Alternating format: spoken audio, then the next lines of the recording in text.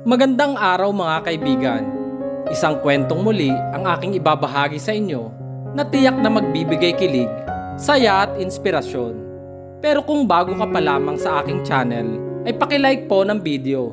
Pakiclick ng subscribe button, pati na rin ang bell icon para lagi kayong updated sa mga paparating ko pang upload.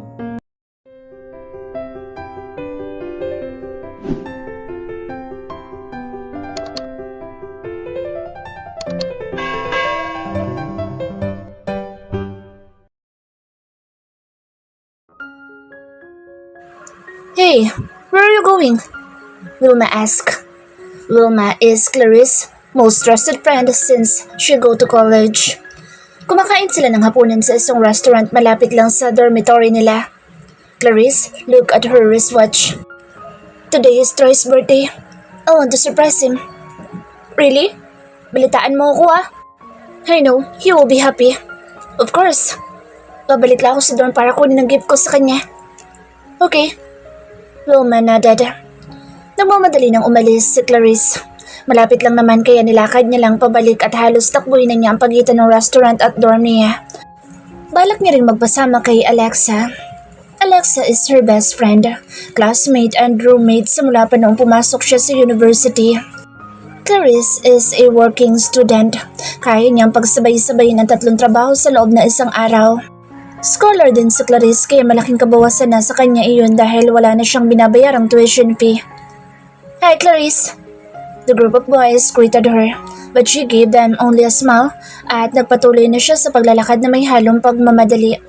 Hindi niya alintana ang pagod sa pag-akyat sa 3rd floor. Ito ang first time na susurpresahin niya si Troy sa kaarawan nito. She wants to give him a granted wish. A wish that had been offered to her for a long time. Ang magpakasal dito after graduation at parehong maging guro sa university na pag-aari ng magulang ni Troy. Pero bago niya puntahan si Troy sa sariling dorm nito ay nais niyang kunin sa dorm niya ang regalo niyang relo para dito. Pinag-ipunan niya iyon ng mabuti. Pinagsama-sama niya ang sahod niya sa lahat ng kanyang pinagtatrabahuhan dahil alam niyang may sosobra pa naman para sa mga gastusin niya. Walang paglagyan ng ngiti ni Clarice. She was about to open the door nang mapansin niya ang bahagya ng nakabukas ito kaya papasok na lang sana siya ngunit hindi niya inaasahan ang senaryo na kanyang makikita. She was shocked. She saw her best friend and boyfriend making love in her own bed. Anong ibig sabihin nito? Halos mabasag ang boss niya dahil sa nagbabadyang pag-iyak pero pinigilan niya ang kanyang sarili. Nagmamadaling tumayo si Troy pero si Alexa ay hinila lang ang kumot upang itakip sa kahubdan niya. Clarice, I can explain. Clarice, walang kasalanan si Troy. No, shut up. I hate both of you. Out of frustration ay nagtatakbo si Clarice. Hindi niya alam kung saan siya pupunta. Hanggang sa matagpuan niya ang sarili niyang umiinom at umiiyak sa isang bar. Never pa siyang nakatikim ng alak. Ngayon pa lang. Nawalan siya ng kontrol sa pag-inom. Order lang siya ng order sa waiter. Wala siyang pakialam sa mga taong nakatingin sa kanya. But in the other side, there was a man watching at her. Hindi na mabilang ni Clarice kung nakakailang shot na ba siya. Basta ang gusto lang niya ay magpakalango sa alak at kalimutan ang bagay na nakita niya at nangyari sa araw na ito. Ilang sandali pa tumayo siya upang pumunta sa restroom. Nakakaramdam na siya ng hilo but she can manage to walk properly. Nang malapit na siya sa restroom ay may nakabanggaan siyang lalaki. Halos hindi niya maaninag ang itsura nito. Kakaibang init ang naramdaman niya sa katawan niya sa simpleng pagkakadikit pa lang ng mga balat nila. He was about to leave but Clarice didn't let him. He pressed the guy on the wall and kissed him on the lips. Kian didn't hesitate. He kissed back the lips of a young and beautiful woman. He knew her. Mas lumalim pa ang halika nila. Hindi na kaya pa ni Kian na itigil ang ginagawa nila. He knew that Clarice was very drunk but she can't help it. Sa isip-isip niya ay si Clarice naman ang kusang humalik sa kanya. Let's go to other place, Kian said. Wala sa sariling ngumiti si Clarice at tumango. Binuhat siya ni Kian at sa isang iglap ay nakarating na sila sa pinakamalapit na hotel na halos katabi lang ng bar na pinuntahan ni Clarice. Pagkapasok pa lang ni Kian at Clarice ay wala na silang sinayang na oras. Clarice was very drunk but Kian didn't drink any of the alcohol in the bar. Wala siyang ginawa kundi ang panoorin lang si Clarice habang umiinom. Naging aggressive si Clarice. Halos ayaw na nitong bitawan ang labi ni Kian.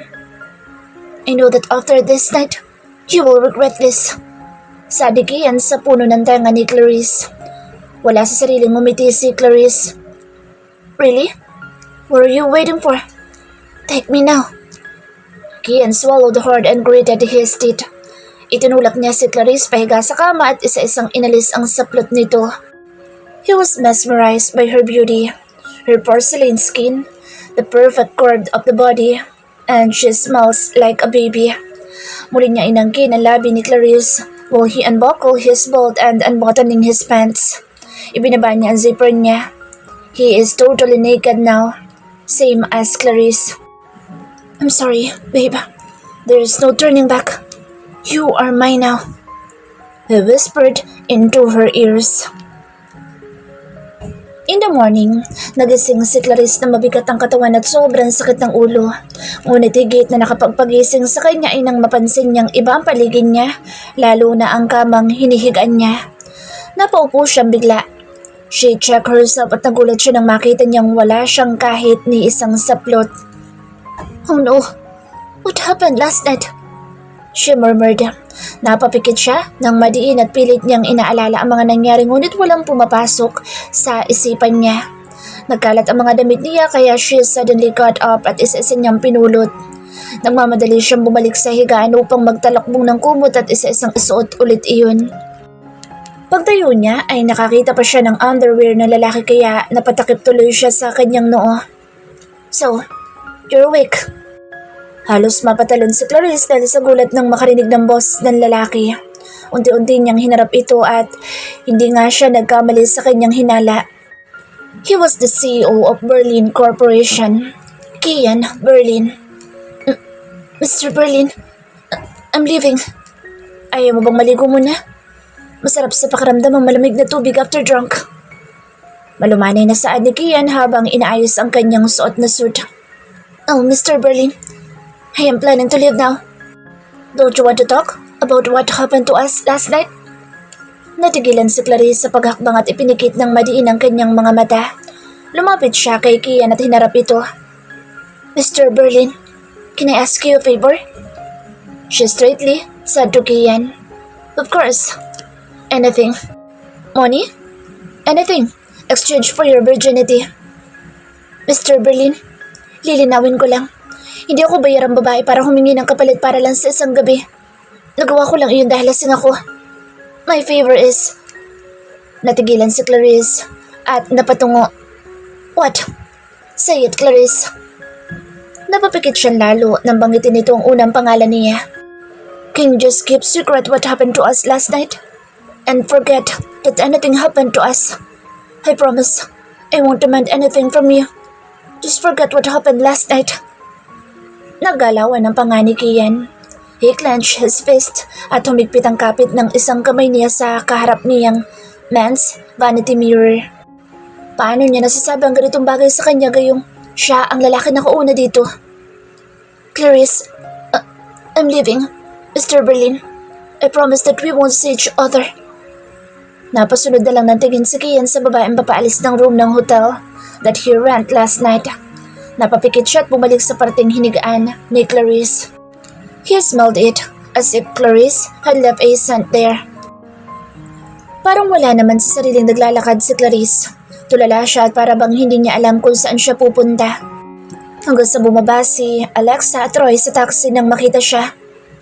Clarice, saan ka nagpunta kagabi? Are you okay? Bakit naglalakad ka sa gitna ng kalsada? May pag-aalalang tinig kay Alexa. Troy, hold her hand but Clarice pushed him. Don't touch me!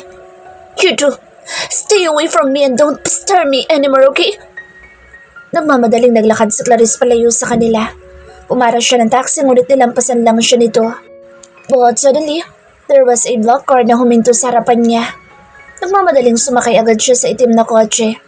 Wala na siyang pakialam kung kanino iyon basta ang mahalaga ay makalayo siya sa ex niya at sa best friend niya.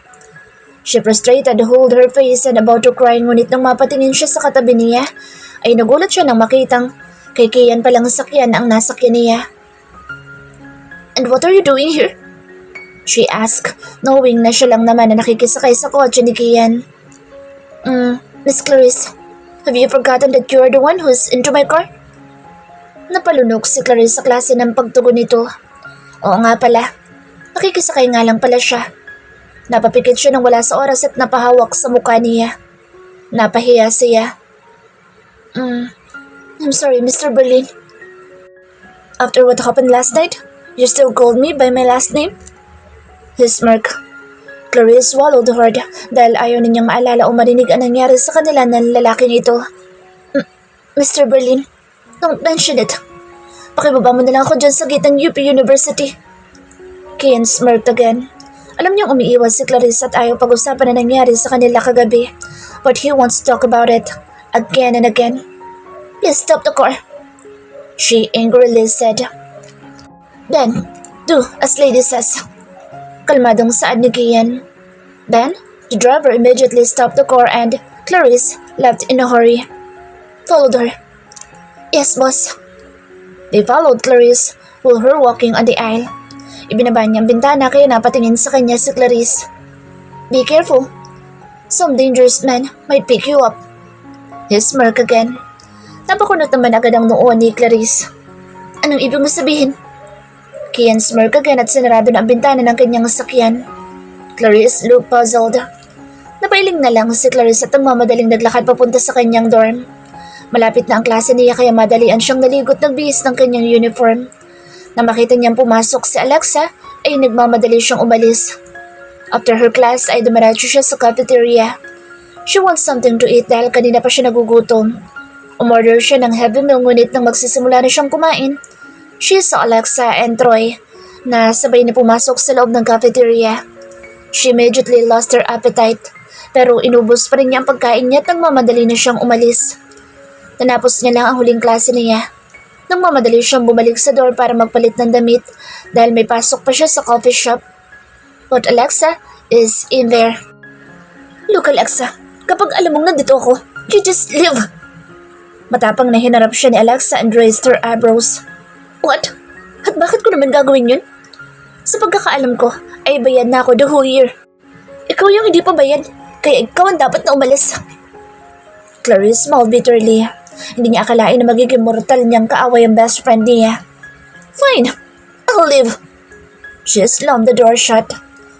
Naging tagumpay naman sa Alexa dahil matagal niyang gustong gawin ang bagay na iyon. Malaki ang inggit niya kay Clarice. Maganda si Clarice. Siya ang tinagura ang pinakamaganda sa campus. That's why Troy's can't get enough of her. Matagal na niyang gusto si Troy. Alam niya na walang nangyayari between Clarice and Troy. That's why she seduced him at nagtagumpay naman siya. Well, Clarice, walking down the street, bitbit niya ang backpack niya at ilang damit niya. Saka na lang niya babalikan ang ilang gamit niya kapag nakahanap na siya ng mauupahan. The black car stopped in front of her.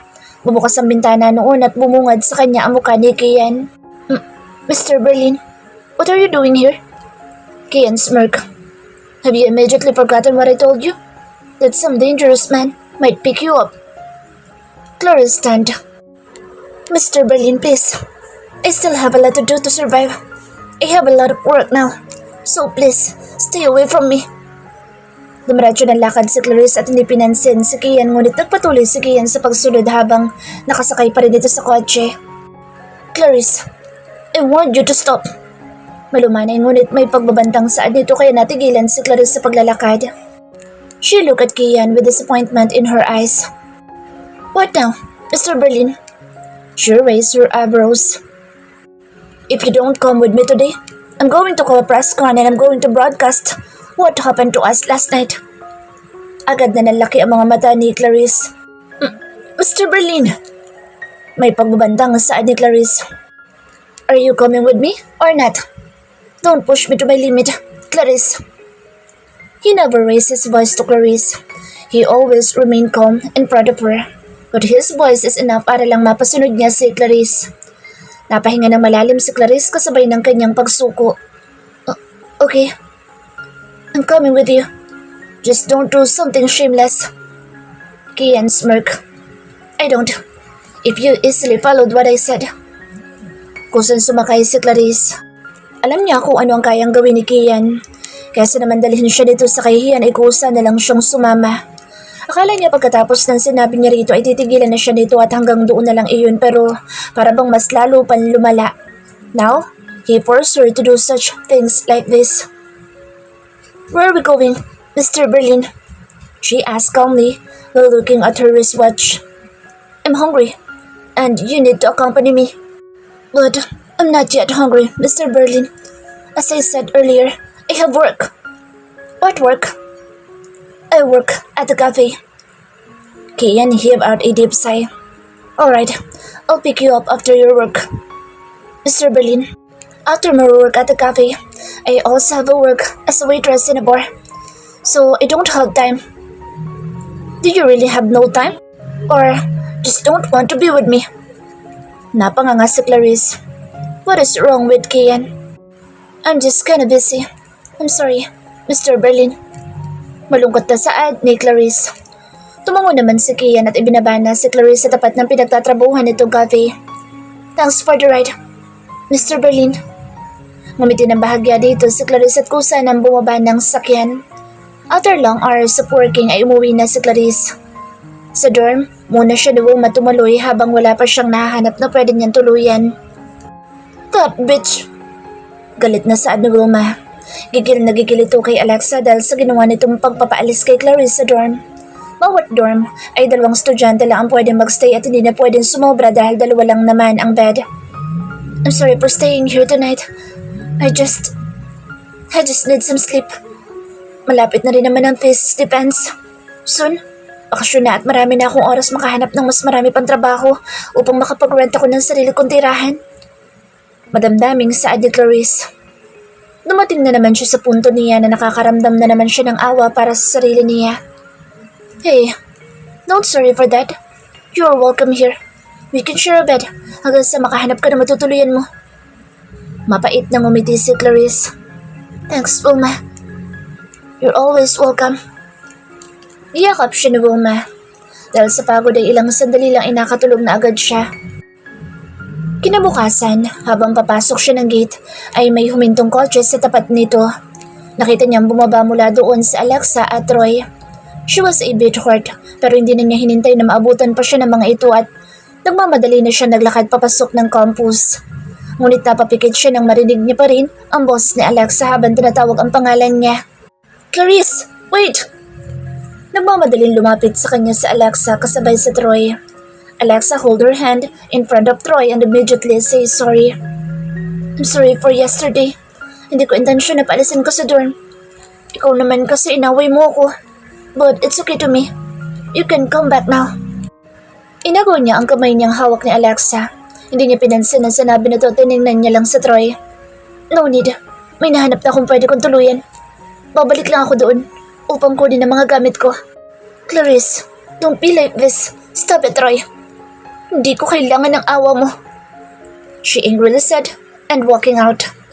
Alexa smirked. Ginawa niya lang naman iyon para ipakita kay Troy na mabait siya at kunwari concern pa din siya kay Clarice. Pero ang totoo ay nasusuka siya every time na makikita niya ang pagmumukha nito. She is very jealous of Clarice.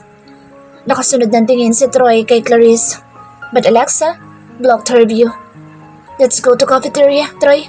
I'm hungry. She said at hinila na si Troy sa kamay nito. Dumiretso si Clarice sa dorm niya dahil alam niyang wala doon si Alexa. Naligo siya at nagbihis at pagkatapos ay umalis na ulit siya. Umattend siya ng klase niya and after class ay dumiretso siya sa cafeteria upang kumain. Habang kumakain siya, naririnig niya ang mga bulong-bulungan sa paligid. Pinag-uusapan nila sa Alexa at Troy at kasama na siya doon. Para bang invisible na siya sa mga estudyante at hindi man lang inuunawa ang nararamdaman niya. Clarice and Troy was the most popular couple before. Maraming kinikilig sa kanila at marami din na naiinggit sa relasyon na meron sila. Akala ng iba ay sila na ang magkakatuluyan pero nang sumabog sa campus ang balitang naagaw ito ng best friend niya ay maraming naawa sa kanya at marami din ang nainis kay Alexa. Pero ano pa nga ba magagawa niya? Kahit naman siya hindi niya kailanman naisip na magtatapos na lang sa ganito ang lahat. Minahal niya ng buong buo si Troy. Ngunit hindi niya ibinibigay dito ang kanyang pagkababae na nahanap sa iba na Troy. Katwiran niya, kung talagang mahal siya ni Troy, ay willing itong maghintay hanggang sa maikasal silang dalawa. Pero ang lahat ng iyon naging bangungot sa kanya dahil aksidente niyang naibigay ang virginity niya sa iba. She was very angry at herself. Very angry. After class ay walang pinagbago ang daily routine ng buhay niya. Para makatipid siya sa pamasay palagi niyang nilalakad ang pagitan ng campus at ng trabaho niya sa cafe. A while ago, Kian parked his car in front of the campus. Kaya naman kitang-kita niya ang paglabas ni Clarice mula rito at ngayon nga ay sinusundan niya ang paglalakad ni Clarice. Clarice stopped for a moment nang maramdaman niyang may sumusunod sa kanya. Kian suddenly stopped the car. He lowered his windshield and called Clarice. "Get in," utos niya. Napatingin naman agad si Clarice sa paligid. Nang mapansin niyang walang katao-tao ay sumakay na agad siya sa sakyan ni Kian. Mahirap na, baka may makakita pa kay Kian ay usasain pa siya ng mga ito. Kilala si Kian bilang isang pinakamayaman sa lugar nila. A rich and domineering CEO na kinatatakutan ng iba pang negosyante dahil kaya nitong pabagsakin ang lahat ng gusto nitong pabagsakin sa isang pitik lang ng daliri nito. Walang nais kumalaban dito kaya naman walang nais na bumangga dito. "Mr. Berlin, can you stop following me? It's very annoying." "Annoying?" he whispered. "Yeah, a little scared." "Really? By the way, I have an offer for you." Natigilan saglit si Clarice at napuno ng pagtataka ang kanyang isip. "What offer?" "A job, of course, with a high salary." "What job?" Clarice became interested. "To be my brother's tutor." "How old is your brother?" 19. "He's going to take an entrance exam in college. I know you can do that because you're a teacher. And your salary will also help you a lot with your studies." Napaisip si Clarice. Kung iisipin ay malaking tulong nga ito sa kanya. Kahit hindi pa niya alam kung magkano ang sahod na ibibigay nito sa kanya ay alam niyang makukover na nito ang lahat ng expenses niya. "Okay, I accept your offer." "Good. Tomorrow, I'll pick you up including your things." "Things? Why?" Nagtatakang tanong ni Clarice. "Magtuturo lang pero kasama na ang kanyang gamit." "Because you're staying in my house until my brother's college entrance exam is over." Mr. Berlin." She frowned. "Our conversation is over. I'll take you to your work and you can say goodbye to your boss." Walang nagawa si Clarice kundi ang matigilan na lang. Wala ba siyang karapatan na magdesisyon para sa sarili niya? At bakit pakiramdam niya ay kinokontrol siya nito? In the afternoon after her class, Clarice packed all of her things and got out of the dormitory without saying to Alexa. Paglabas niya ng gate ay nakita niya agad ang itim na sasakyan ni Kian. Kian immediately rolled down the window of his car and ordered her to get inside. Inutusan niya rin ang driver niya na kunin ang mga dala ni Clarice at ilagay sa likuran ng sasakyan. Troy was just leaving the campus and was about to get into his car when he saw Clarice getting into Mr. Berlin's car. Nagmamadaling nilapitan ni Troy si Clarice. "What is the meaning of this, Clarice? Why are you with Mr. Berlin?" Punong-puno ng pagdududa ang tono ng pananalita niya. "Troy, no matter what I do in my life, you don't care about it. And don't come near me or interfere with me for the rest of my life." Kian raised his eyebrows trying to figure out why this woman very angry at Principal's son. "But Clarice, you don't know him. Don't just go with him. He's a very dangerous man." Troy shouted. But before he says even more, Kian closed the window of his car and told the driver to start the car. Natahimik bigla si Clarice. "What's wrong? Who is that guy? Is it something to do with you?" he asked coldly. "Mr. Berlin, I don't want to talk about him." "Why?" Kian, interested even more. "It's just that he is nothing to me now," Clarice sadly said. Saying that, Kian smirked. While they were on the road, ay naglakas ng loob si Clarice na kausapin si Kian. "Mr. Berlin, I am staying in your house until your brother finishes the entrance exam. But after that, I will be leaving and find some apartment na malapit lang sa eskwelahan ko. Hearing that say, Kian nodded. Okay, kung yun ang gusto mo. But I can offer you more good work in the future. Just contact me if you need anything. Clarice nodded. Hanggang ngayon hindi pa rin siya makapaniwalang kasama niya ang lalaki na one night stand niya at sa pamamahay pa siya dito uuwi. After that night ay hindi na niya inaasahan pa na muli sila magkikita pero tila ba pinaglalaroan siya ng tadhana dahil ngayon ay magiging tutor pa siya ng kapatid nito. Wala siyang gaanong alam tungkol sa pagkatao ni Kian. Basta ang alam niya lang ay isa ito sa pinakamayamang CEO sa buong bansa. That boy earlier, is he that principal's son in your university? Clarice looked at Kian immediately. Yes. Why do you know? In this world, nothing I wouldn't know. Kian confidently said. Clarice looked at him agad, thinking he has an overconfident on his body. He is my boyfriend. Ex-boyfriend rather. Pagtatapat ni Clarice, hindi niya maintindihan sa sarili kung bakit kailangan pa niyang sabihin ang bagay na ito kay Kian. She felt that Kian was just sincere asking her. Isa pa, tutulungan siya nito kaya mas mabuting sabihin na niya ang totoo. Mamaya iba ka kung ano pa isipin nito sa kanya. Oh, really? That scumbag cheated on you? I am very lucky that he cheated on you. Because if he hadn't cheated on you, you wouldn't have been mine that night. Clarice raised her eyebrows. Mr. Berlin, did I tell you that don't mention it? I told you to keep that as a secret between you and me. Clarice scolded him. Kian smirked. Bigla namang kinabahan ng driver ni Kian dahil sa lahat ng taong nasa paligid ni Kian ay ito pa lang ang nakagawang sumigaw sa harapan nito. There is no one else here but just the two of us and my driver Tony. If anyone else finds out, I'll assure you, I'll kill Tony in front of you. Bigla natakot si Tony at naging sunod-sunod ang paglunok. Clarice, shocked by what Kian says. What? Don't do such things. Mr. Kian, just don't mention it again in front of others. Bigla sumakit ang ulo ni Clarice. Hindi niya akalain na kayang sabihin o gawin ni Kian ang bagay na iyon. Kian smiled at Clarice. Okay, I won't mention it in front of others.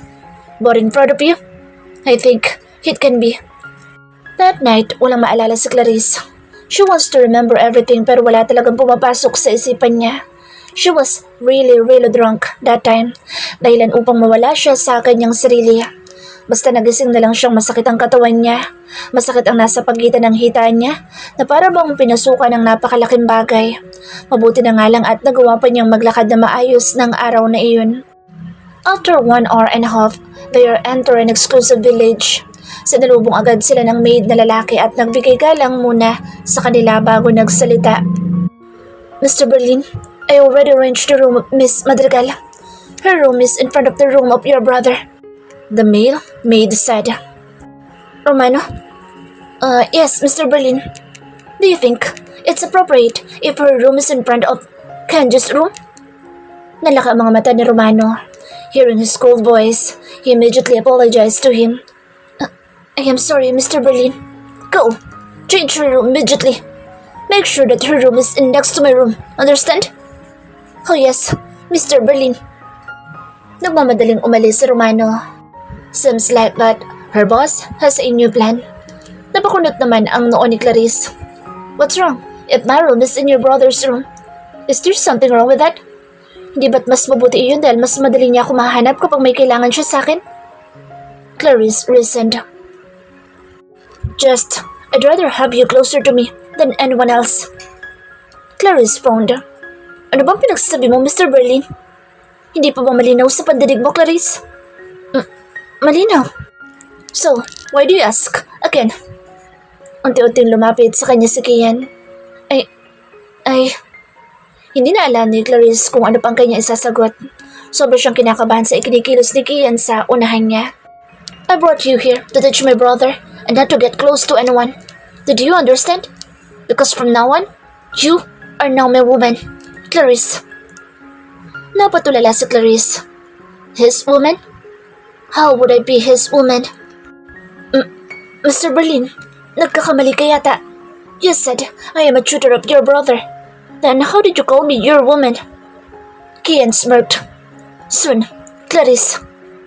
Clarice frowned and little annoyed. Mr. Berlin, I am a teacher, student, and soon to be a teacher. It's not appropriate to call me your woman. Don't call me that again. Is that so? I'll try. He used a seducing tone. Mr. Berlin, please, don't use that word again.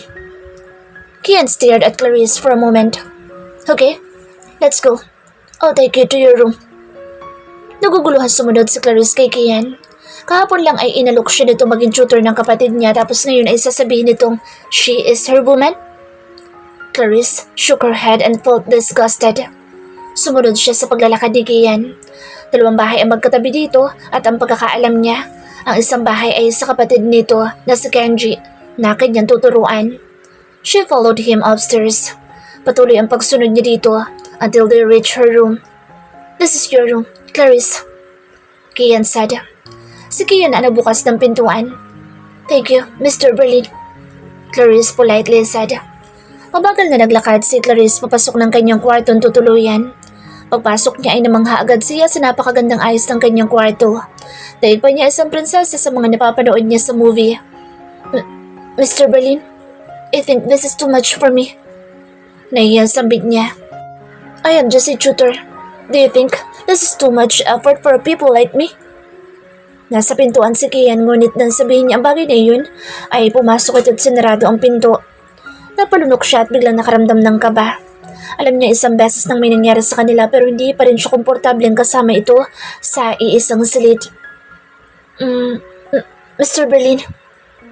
She always stuttered. I think it's okay for me now. I want to rest. So you better leave now. Kian smirked. Live? In my own house? He asked. Not really in your house, Mr. Berlin, but in this room only. Sagot agad ni Clarice. Hindi nawawala ang kabog ng dibdib niya. This man, he gave her a heart attack. Mula sa pintuan ay unti-unti lumapit si Kian kay Clarice. Kada hakbang ni Kian papalapit kay Clarice ay siya din paghakbang ni Clarice patalikod. You made me enter in your room, and now you want me to leave immediately? Napanganga si Clarice. Napabukas sara ang kanyang bibig. She was so speechless.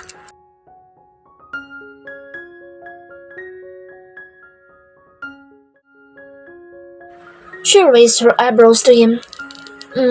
Mr. Berlin, hindi naman po yata tama na magstay ka dito sa room ko. What if they sees us? They start gossiping about us, and that's what I don't want to happen. Kian raised the corner of his lips. Huminto siya sa paglapit kay Clarice. Do you think they have the courage to talk about us in my own home? Nagsimula ulit siyang lumapit kay Clarice. Mr. Berlin, I really just want to rest. Maga pa pong pasok ko bukas. What's wrong? I just want to say goodnight to you, he said. He really stopped flirting. His voice became firm. Good night, Mr. Berlin, Clarice said with a nervous smile on her face. Saglit na napatitig si Kian sa magandang mukha ni Clarice. He swallowed hard at kitang-kita ni Clarice iyon dahil sa taas baba nitong Adam's apple. Is there something wrong, Mr. Berlin? Nothing. I leave now, he said turning back. Hindi na sumagot si Clarice at pinagmasdan na lang ang malapad nitong likuran hanggang sa makalabas na ito ng kanyang silid. Nang makalabas na si Kian ay tila noon palang nakahinga ng maayos si Clarice. Ilang minuto niya rin yata ang pinigilan iyon dahil sa unti-unting paglapit sa kanya ni Kian. That man, what is he trying to do? She asked herself in surprise. In the morning, maagang gumising si Clarice. Naligo na siya at nag-ready na sa kanyang pagpasok. Hapon naman ang tutor niya kay Kenji kaya magagawa pa niya ang mga nais niyang gawin sa maghapon. Nagmamadali siya naglakad pababa dala ang bag na ginagamit niya sa pagpasok. Naabutan niya si Kian na nag-aalmusal sa dining table. Mag-isa lang ito at nakaupo sa pinakadulong bahagi. Come and sit.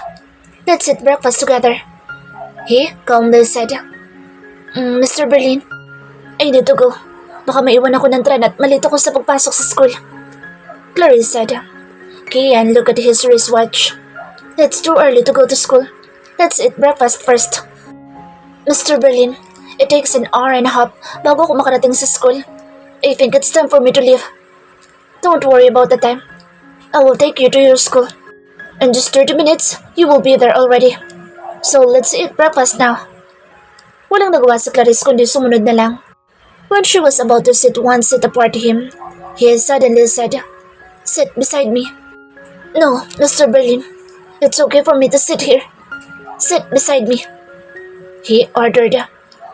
Napatungong bigla si Clarice at napatingin sa kanyang paligid. Lahat ng mailmaid ay nakatungo, including chef.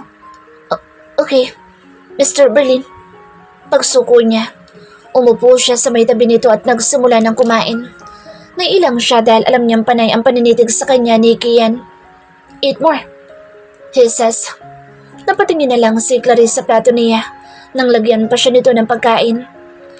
Mr. Berlin, this is enough for me. Thank you." Kian fluttered by what she says. Sa simpleng pasasalamat pa lang ni Clarice sa kanya ay kakaiba na kaagad ang nararamdaman niya. "I will pick you up later. Wait for me, or I'll wait for you there, okay? Mr. Berlin, you don't have to drop me off and pick me up. I can travel alone. I know you're busy. Don't trouble yourself for me. I will never be busy when it comes to you." Napanganga si Clarice at napatingin na naman sa kanyang paligid. She had a sigh of relief nang nanatiling nakatungo ang mga ito at tila walang pakaalam sa paligid at naririnig. Pagkatapos nilang kumain ay umalis na rin sila ng private subdivision. In almost 30 minutes ay nakarating na sila sa university na pinapasukan ni Clarice. "Thanks for the ride, Mr. Berlin. You're welcome. But next time, I want a different ride with you, Clarice." Clarice became puzzled by what he says. She only nodded at pumasok na sa loob ng malaking gate. But later on, she realized what he meant. Such a pervert! Nilingon niya si Kian. Her gaze was so angry. Nang makita ni Kian ang reaksyon ni Clarice nang tumingin ito sa kanya, ay napahalakhak siya sa loob ng kotse. When Clarice entered the gate of the school, nagulat siya na may biglang humatak sa kanya at pagtingin niya, it was Troy. "Troy?" Gulat na saad niya. "Why are you with him? Are you two having sex already? Huh?" Galit na saad nito. Napasimangot si Clarice. Inagaw niya ang braso niyang hawak nito ng mahigpit. "Ano pa bang pakialam mo sa akin, ha? Ipinapaalala ko lang sa'yo, Troy. We are over. Kaya wala kang pakialam sa kung anong gawin ko sa buhay ko." His eyes became sharp. "You know who is Kian. He is a very dangerous man. Kaya kung mahal mo pa ang sarili mo, ngayon pa lang ay lumayo ka na sa kanya." Clarice smirked. "Ano bang pakialam mo, Troy? Wala ka nang pakialam sa buhay ko. So don't bother me anymore. Magsama kayo ni Alexa. Mga manloloko." Bahagya niya itinulak sa Troy at nang mabitawan siya nito ay nagmamadali na siya naglakad palayo. "Clarice!" Huling tawag pa nito sa pangalan niya pero hindi na niya pinansin. Pagdating niya sa locker ay ang matatalim naman ng mga mata ni Alexa ang sumalubong sa kanya. Hinawakan nito ng mahigpit ang braso niya at tinila sa gilid na walang makakakita sa kanila. "How dare you seduce my Troy?" "Huh?" Clarice smiled mischievously. "Seduce in here, Troy? Sa akin mo ba sinasabi yan o sa sarili mo?" Hinila niya ang kamay niya palayo kay Alexa. Humalukip-kip sa Alexa at sumandal sa pader, kaya lalong na-expose ang malalaki nitong dibdib. "Well, the fact is, I didn't seduce him. The truth is, hindi mo maibigay sa kanyang pangangailangan niya kaya lumapit siya sa akin. Sino ba naman ako para tanggihan ng most handsome man in campus?" Alexa proudly said. "At ikaw naman, ibinigay mo agad. Ilang lalaki na bang pinaligaya mo dahil sa pangangailangan nila?" Matapang na saad ni Clarice. Nagiba agad ang ekspresyon ng mukha ni Alexa. "What did you say?" Tumayo ito ng tuwid at galit na hinarap siya. "Hindi pa ba malinaw sa'yo sinabi ko? Gusto mo bang ulitin ko na isa kang slut?" Clarice said calmly. "You!" Sasampalin sana ni Alexa si Clarice ngunit tinawakan agad ni Clarice ang kamay nito at itinulak pasali sa pader. "Itong tatandaan mo, Alexa. Sa atin dalawa ay ikaw ang may kasalanan. Wala kang karapatan na kausapin pa ako dahil nasusuka ako sa tuwing makikita kong pagbumukha mo. Do you understand? So, in the future, don't dare bother me again. Kung hindi, Hindi lang yan ang aabutin mo. Natigilan si Alexa sa inastang ugali ni Clarice. Buong akala niya ay mabait ito at hindi marunong lumaban pero tila ba ibang Clarice ang nakikita niya ngayon sa kanyang harapan. Sayong-sayo na sa Troy. Magsama kayo. Clarice shouted and immediately left. Alexa stomped her feet and gritted her teeth. That girl! Gigil na saan niya at halos bumauna ang kuko sa kanyang kamao. Nang makalayo na si Clarice ay napahawak siya sa kanyang dibdib. Sa sobrang galit niya ay hindi na niya kayang kontrolin ang sarili niya. Lalo na ang sobrang bilis ng tibok ng puso niya dahil sa matinding galit sa dating matalik niyang kaibigan. Ni minsan ay hindi niya naisip na ito pa pala ang magiging karibal niya at mortal na kaaway. Wala talagang permanente sa mundo. Lahat ay nagbabago. After her class ay dumiretso siya sa kantin. Rinig na rinig niyang pinag-uusapan siya ng ibang estudyante dahil sa nangyari sa relasyon nila ni Troy at kung paano nagtagumpay si Alexa na agawin ng boyfriend niya. Clarice shook his head at nagpanggap na lang na walang naririnig. Umorder siya ng kanyang pagkain at tahimik na kumain sa sulok ng cafeteria. Clarice! Napatingin siya sa tumawag sa pangalan niya and it was Wilma. How are you? This past few days, I was so worried about you. Where did you sleep last night? Umupo ito sa tabi niya at sinamahan siyang kumain. May dala itong lunchbox kaya hindi na kailangan pang pumila at umorder sa cafeteria. Don't worry about me. I'm really okay. Kinuha kong tutor. They offered me shelter kaya tinanggap ko na. Nakangiting sagot ni Clarice. Really? That's good for you. Natutuwang saad naman ni Wilma. Sinaparate niya ang lagayan ng ibang pagkain niya at ibinigay niya kay Clarice. This is for you. You need to eat more. Medyo pumapayat ka daw. She sounds concerned. Thank you, Wilma. Don't worry. Hindi ko pababayaan ang sarili ko. Ngumiti siya kay Wilma. Napatitig naman sa kanya si Wilma. Hinawakan nito ang kamay niya. Basta, Clarice. If you need anything, you can tell me. I can help you, okay? Okay. Thanks, Wilma. Sobrang pagpapasalamat ni Clarice na nagkaroon siya ng kaibigan na kagaya ni Wilma.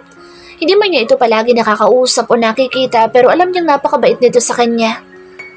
After her afternoon class ay dumiretso lang siya saglit sa library at ginawa ang ilang activities na nidiyang tapusin. Nang matapos niya yun ay lumabas na siya ng campus. Paglabas niya ay nakita niya agad ang itim na sasakyan ni Kian. Agad itong umandar papalapit sa kanya. Hindi naman siya nagdalawang isip na sumakay na dito dahil nga may tutor pa siya sa kapatid nitong si Kenji. How's your school today? Asked Kian while looking at her beautiful face.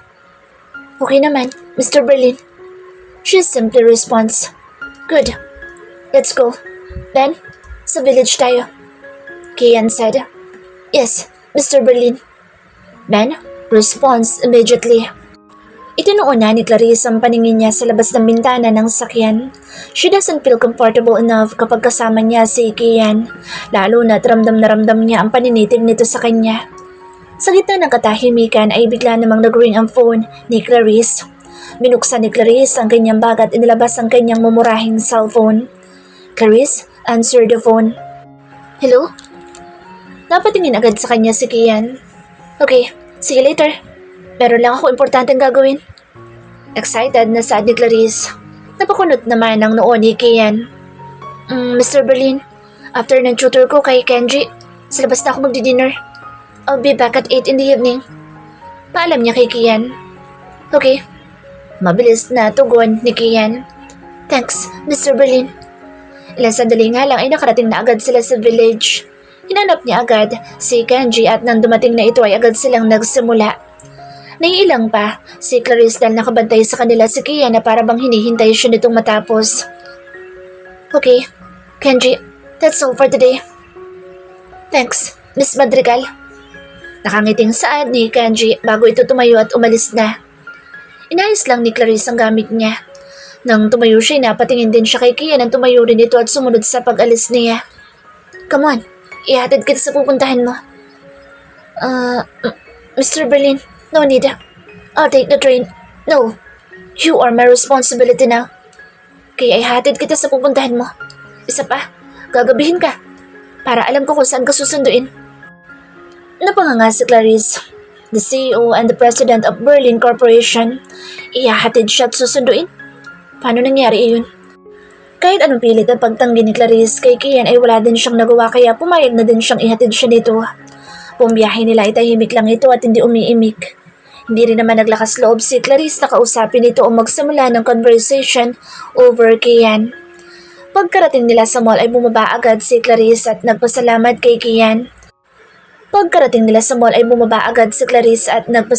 kay Kian. But Kian didn't leave. Pinanood niya at sinundan ng tingin si Clarice kung saan ang punta nito at kung sino ang kakatagpuin. And suddenly, he saw man. Bumaba ito mula sa isang luxury car. Nang makita ito ni Clarice ay halos takbuhin nito ang pagitan nila at agad na niyakap ni Clarice. Kian raises his eyebrows. He was unhappy. He clenched his fist and almost punched the steering wheel of his car. Kian stayed a little longer. Nang makita niya ang mukha ng lalaki ay napakunot ang noo niya. Paano niya naging kilala ang miyembro ng Aguirre's family? Nagtatakang tanong ni Kian. Pinanood niya ang dalawa habang nakasandal sa magarang sakyan at nagtatawanan. Napatitig siya sa magandang mukha ni Clarice. As in, ilang minuto siyang nakatitig dito. Clarice, kung ano man ang relasyon mo dyan kay Jordan Aguirre, sinisigurado kong hindi kanya maagaw sa akin. Kian firmly said while smirking. Nang maglakad na ang dalawa palayo at pumasok na sa mall, ay umalis na rin si Kian. Alas 7 nang makarating siya sa kanyang mansyon. Napatingin siya sa orasan dahil sabi ni Clarissa ay uuwi din ito ng alas 8 ng gabi. Prepare my dinner, he said to his male chef, Clark. Okay, Sir Berlin. Maagap na sagot nito. They prepared his dinner. Kumain siya mag-isa. Napatingin siya sa pwesto ni Clarice. Kanina umaga nang sabay silang kumain. Tila ba na-miss niya kaagad itong kasabay sa pagkainan. Pagkatapos niyang kumain ay umakyat na siya sa kanyang kwarto. Dumiretso sa banyo at taligo. Ilang minuto din siyang nagbabad sa tubig ng shower. Itinangala niya ang kanyang mukha habang nakapikit at muling inaalala ang gabing may nangyari sa kanila ni Clarice. Alam niyang lasing na lasing si Clarice noon. Alam din niyang hindi nito naalala ang every detail ng ginawa nila pero siya, tandang-tanda niya lahat. Lahat. Na-memorize na nga yata niya ang itsura ng bawat sulok ng katawan ni Clarice. Nakaramdam na naman siya ng kakaibang init mula sa kanyang katawan. Kaya naman nagstay pa siya ng ilang minuto para pababain ang init na nararamdaman niya. Tom, Clarice, what did you do to me? Hindi makapaniwalang saad niya. Unang kita pa lang niya kay Clarice ay nahumaling na kaagad siya dito. Kaya naman ang gabing iyon ay hindi niya napigilan ang sarili niyang angkinin ito kahit na wala ito sa katanuan. Pagkatapos niyang maligo ay nagstay siya sa living room. He was waiting for Clarice to come home. Maya't maya ang pagtingin niya sa kanyang pambisig na orasan. At nang sumapit na ngang alas 8 wala pa si Clarice, ay napatayo na siya. He grabbed her coat at tinawag sa Tony upang ipagmaneho siya. She was calling Clarice for about 5 times but Clarice didn't answer the phone. Tinawagan niya ang secretary niyang sa Olivia. Olivia, find Clarice Madrigal right now. Ibinigay niya dito ang identity ni Clarice. Okay, sir. Wait my call. After a minute. Napakuyom ang kamao ni Kian. Halos madurog na ang cellphone niya sa higpit ng pagkakahawak niya rito. Nang tumawag ang kanyang secretary na sa Olivia, ay agad niya sinagot ang tawag nito. Sir, Miss Clarice Madrigal is at the bar at Tomas Morato with Jordan Aguirre. Okay, thank you, Olivia. Welcome, sir. Napakalaking tulong sa kanya ni Olivia dahil sa tulong nito. Kahit ano yatang ipinapahanap niya ay nakikita nito kahit pakarayom sa gitna ng buhanginan. Nakaramdam ng inis si Kian nang malaman niya kung nasaan si Clarice. That woman. He clenched his fist out of anger.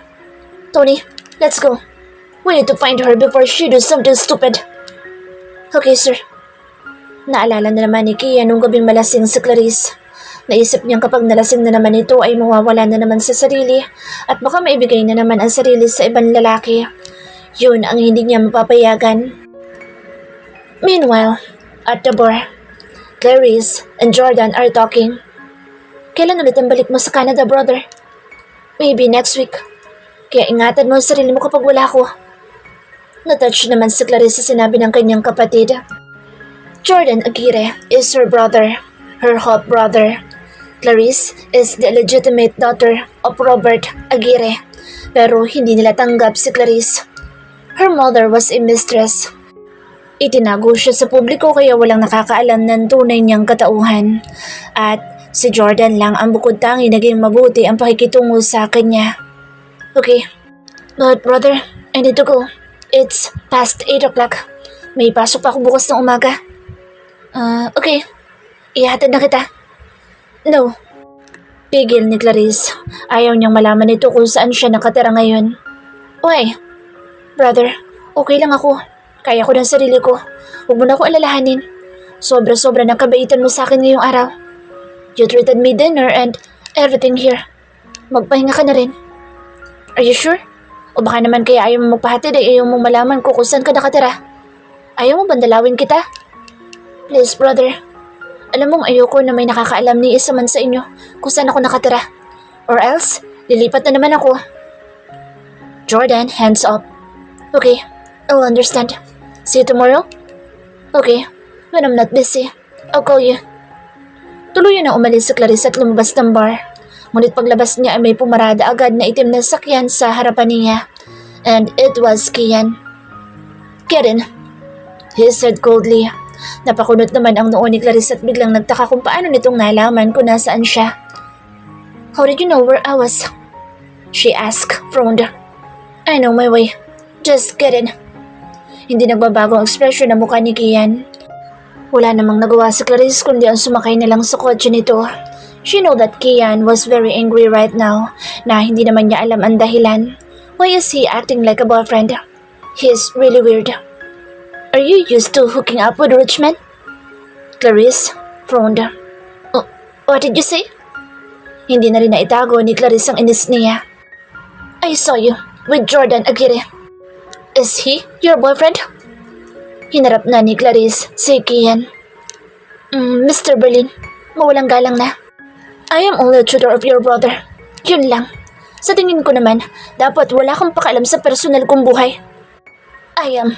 Because I am your first man. Kian smirked. Lalaki ang mga mata ni Clarice. Napatingin siya sa driver. Mr. Berlin, wala ka bang isang salita? Hindi ba sinabi ko sa'yo na that night was a secret by the two of us? Why are you always mentioning it? Galit na saad ni Clarice. Nanlaki naman ang mga mata ng driver at parabang siya pang natakot para kay Clarice. Sa lahat ng kakilala at tauhan ni Kian, ay wala pa ni isa nagtaas ng boss dito. Si Clarice lang ang nakagawa noon ngayon. Kian smiled at Clarice. Para bang gustong gusto pa nitong nagagalit ang dalaga sa kanya. Is that so? Kung ayaw mong malaman ng iba, magbihib ka. Ayoko nang makikita ka may kasama ibang lalaki. Naiintindihan mo ba? Stop the car. Inihinto naman agad ni Tony ang sakyan. No, just continue driving. Pinaandar ulit ni Tony ang sakyan pero sinabihan ulit siya ni Clarice na ihinto. At kapag hindi pa nagkasundo itong dalawa ay tsak na may hilo na si Mang Tony. Hindi ba't sinabi mong iyo mo na may makikitang may kasama akong lalaki? So, what do you mean? Kian gritted his teeth. Bababa na ako dahil lalaki ka din. Clarice said angrily. That's not what I meant. I said, I don't want to see you with other men. But accept me. Napalunok si Clarice nang wala sa oras. Naibang na ba ang CEO ng Berlin Corporation? Pagkarating nila sa mansyon ni Kian ay nagmamadaling umakyat si Clarice sa kanyang kwarto. Tumiretso siya sa bathroom at naligo na muna. Tinatawag pa siya ni Kian kanina ngunit hindi na niya ito nilingon pa. Hihintayin niya lang talaga 1 linggo at aalis na siya sa mansyon. Maghahanap na lang muna siya ng apartment na pwede niyang rentahan. Paglabas niya ng bathroom ay napatingin siya sa pintuan nang makarinig siya ng katok. Sandali, magbibihis lang ako.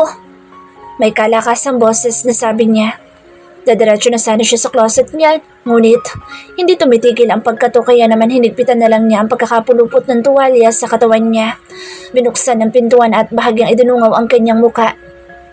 Mr. Berlin, may kailangan ka ba? Tanong niya rito ngunit hindi ito nagsalita.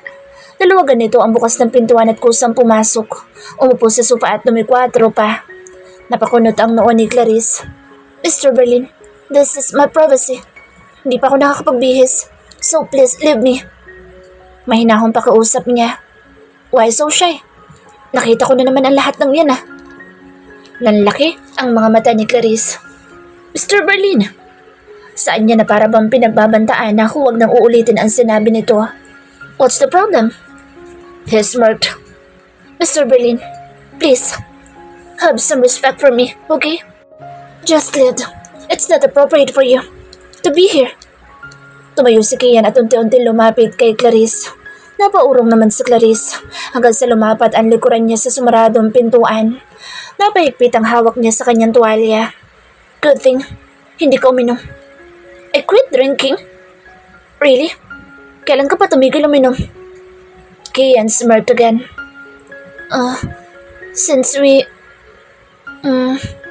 Since that night, I lost myself. And I don't want that incident to happen again. Clarice lowered her eyes. Pinagsisisihan niya talaga ang bagay na iyon. Hindi niya akalain na maibibigay niya lang sa taong hindi niya kilala ang virginity niya na matagal niyang iningatan. Even Troy ay hindi niya pinayagan na may mangyari sa kanila. Magpasalamat ka dahil sa akin mo na ibigay. I can take the responsibility. Seryosong sabi ni Kian habang papalapit sa kinaroroonan ni Clarice. Mr. Berlin, don't call me by my last name. Call me Kian. No. Why?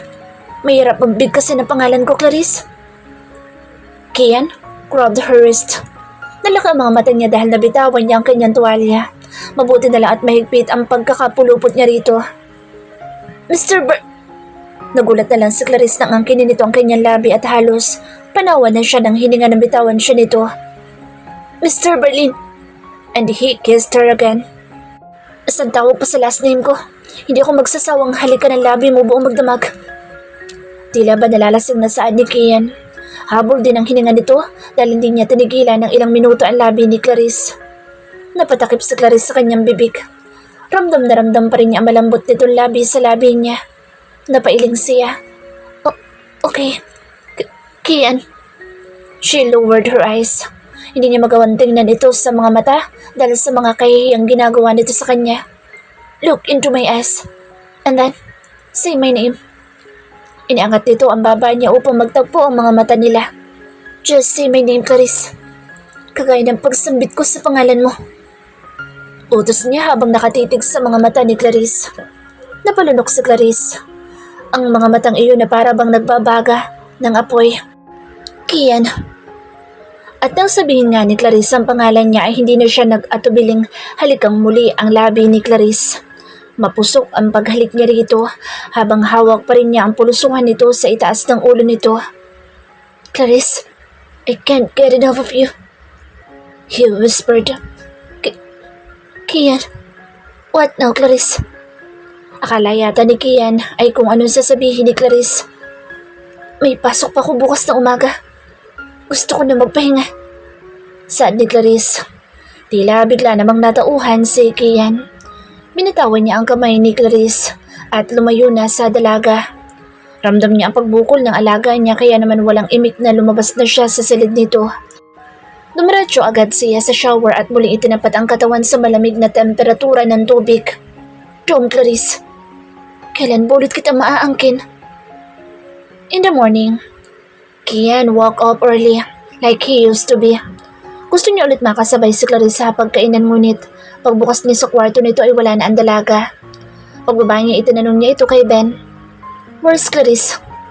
Sir Berlin, Clarice left early in the morning. Did she eat breakfast? No, sir. She said she'll just eat breakfast in the cafeteria. Okay, prepared my breakfast.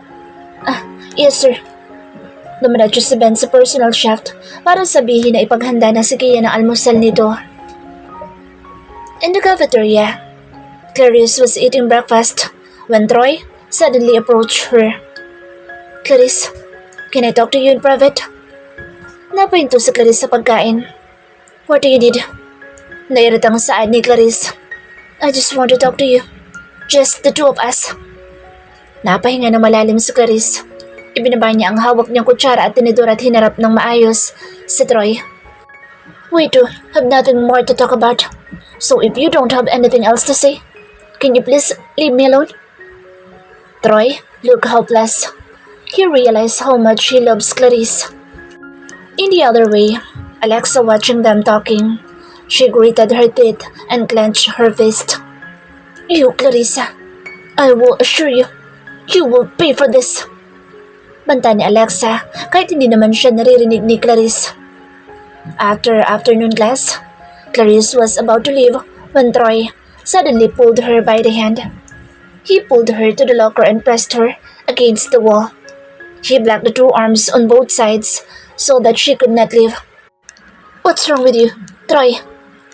Clarice calmly said. Hindi siya nagpakita ng kahit na konting takot kay Troy dahil wala naman talaga siya dapat na ikatakot sa binata. Troy looked into her eyes saying, Clarice, I'm sorry. Please come back to me. Clarice lowered her eyes. I'm sorry too, Troy. Pero hindi na ako karapat-dapat para sa'yo. That night, when you betrayed me, I gave myself to stranger. What? You must be joking. Alam ko sinasabi mo yan para hindi na kita balikan. Para itaboy akong palayo. Alam kong mahal mo pa rin ako, Clarice. Please, don't do this to me. Umiling si Clarice. Troy, what I said was true. I have given myself to some strangers that night. Don't, Clarice. Akala ko pa naman ay malinis ka babae. Pero kagaya ka rin pala ni Alexa. Isa kang pakawalang ba... Clarice slapped him. Nanginginig ang kanyang kalamnan dahil sa galit. Itinulak niya sa Troy. Huwag na huwag mo ko ikukumpara sa babaeng yun. Alam ko kung anong nagawa mo mali. At kung hindi ko kayo nakitang dalawa, malamang pure and clean pa rin ako hanggang ngayon. Pero alam mo, nagpapasalamat pa rin ako kay Alexa. Ipinakita niya sa akin ng totoong ikaw, Troy. I hate you. I really, really hate you. Nagtatakbo si Clarice.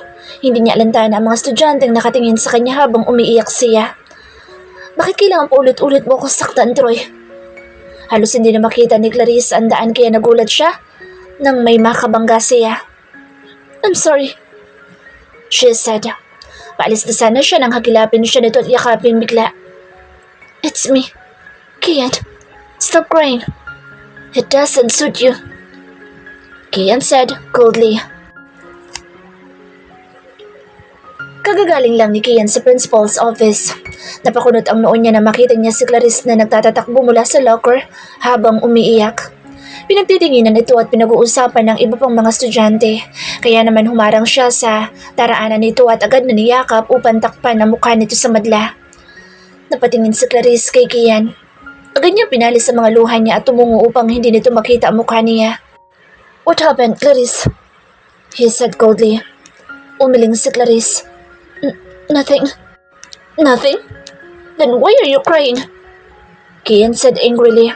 Ngunit nang makita nito si Troy, nakalalabas lang din galing sa locker at mukhang may hinahanap ay parang alam na niya kung anong dahilan. Let's go, sabi ni Kian. Tumango naman agad si Clarice at sabay na silang naglakad palabas ng gate. Hindi nila alintana ang mga estudyanteng nakatingin sa kanilang dalawa. Ang iba'y kinikilig dahil nakita nila si Kian sa personal. Ang iba naman ay nagtataka kung bakit magkakilala silang dalawa. Get in, utos ni Kian. Para naman robot si Clarice dahil wala itong ginawa kundi ang sundin ng bawat sinasabi sa kanya ni Kian. Wala siyang ganang makipag-argumento kay Kian dahil pakaramdam niya ay pagod na ang katawan lupa niya. When Clarice was about to get in the car, Troy suddenly called her name. Clarice, please talk to me. I'm sorry sa lahat ng sinabi ko. Natigilan saglit si Clarice. Lilingon sana siya ngunit pinigilan siya ni Kian. Get in, Clarice. Matigas at may diin ang pagbigkas nito sa bawat salita.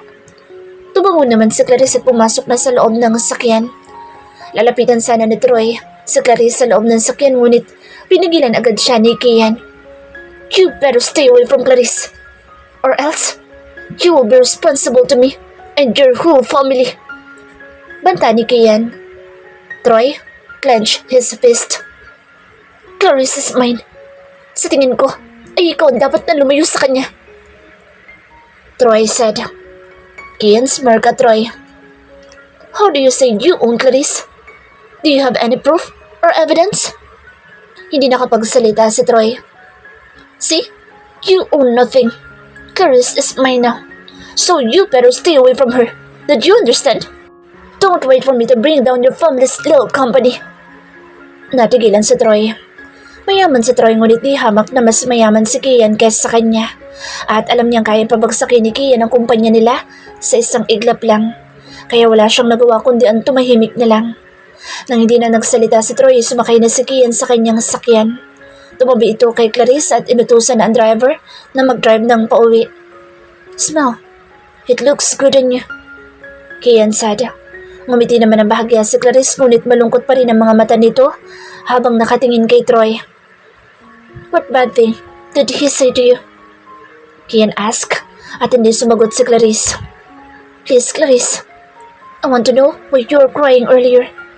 Ayoko nang makikita kang umiiyak ng dahil sa isang lalaking hindi naman karapat-dapat para sa'yo. Napatingin si Clarice sa mukha ni Kian at nakita niya seryoso rin itong nakatingin sa kanya.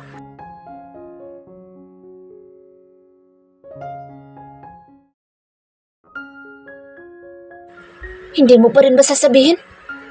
Kian asked, a little pissed off. Pumikit si Clarice at huminga ng malalim. Gusto niya makapagbalikan pero tumanggi ako. Dahil alam kong hindi na ako karapat-dapat pa para sa pagmamahal niya. Napakunot ang noo ni Kian. Yun ang dahilan kaya ako umiiyak.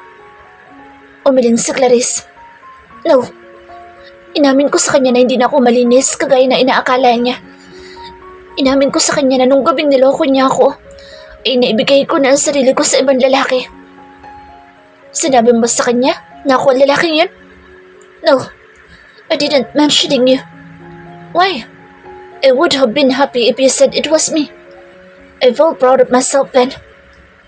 Kian smiled. Why would I? I am not happy and I am not proud. Ikaw lang nakakaramdam niyan. Biglang nag-iba expression ni Kian. Nawala ang ngiti sa labi at napalitan ng lungkot. Pinagsisisihan mo ba nangyari sa atin nung gabing yun? Kian asked coldly. Oo. Sobrang pinagsisisihan ko yun. Nasana hindi nila ako umalis. Nasana hindi nila ako nagpadala sa galit ko. Nasana hindi nila ako uminom. Nasana virgin pa rin ako hanggang ngayon. Hindi na ituloy ni Clarice ang dapat pa isasabihin niya.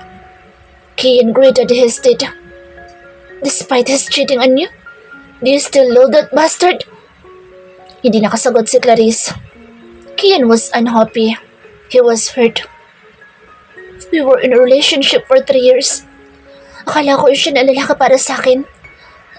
Nangako kami sa isa't isa na magpapakasal after graduation pero nauwi ang lahat sa wala. Malungkot na kwento ni Clarice. This woman. Napahawak si Kian sa tapat ng kanyang dibdib. Why his heart suddenly pumping so bad? Bakit ganoon na lang ang epekto ni Clarice sa kanya? Pagkarating nila sa mansyon ay umakyat agad si Clarice sa kwarto niya. Naligo at nagbihis. Pagkatapos ay tinuruan na ulit niya si Kenji. She found Kenji was very shy in front of her kaya naman madalas niya itong kausapin.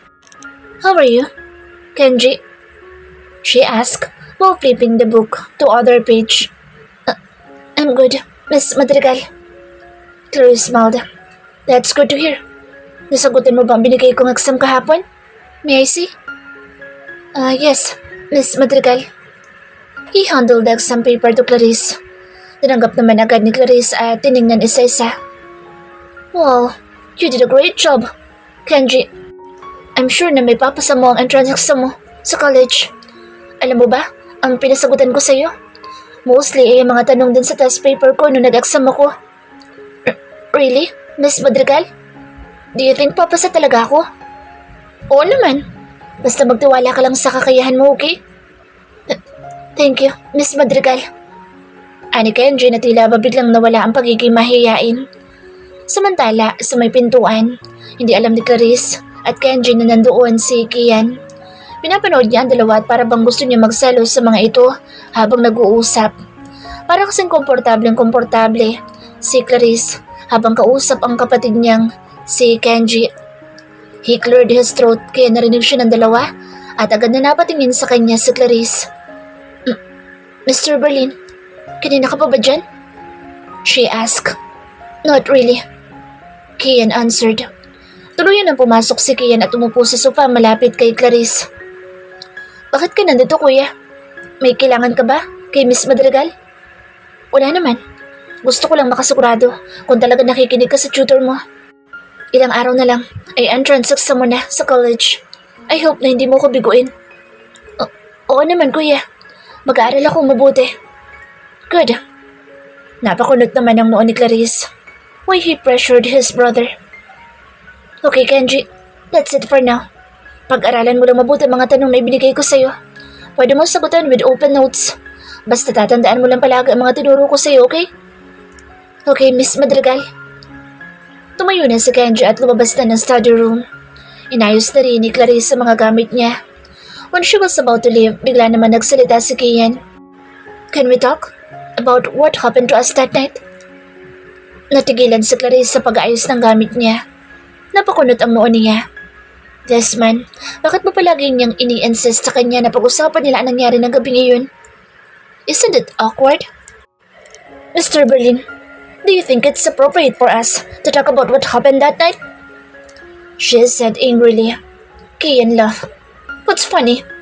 You know, I can't remember anything. What we do that night. It's a bit awkward. Tumayo si Kian at unti-unting lumalapit kay Clarice. Gusto mo bang ipaalala ko sa'yo? Kian smirked. Mr. Burley, stop this nonsense. I gotta go. I need to sleep early. Tumalikod na si Clarice, ngunit mas mabilis na naging pagkilos ni Kian.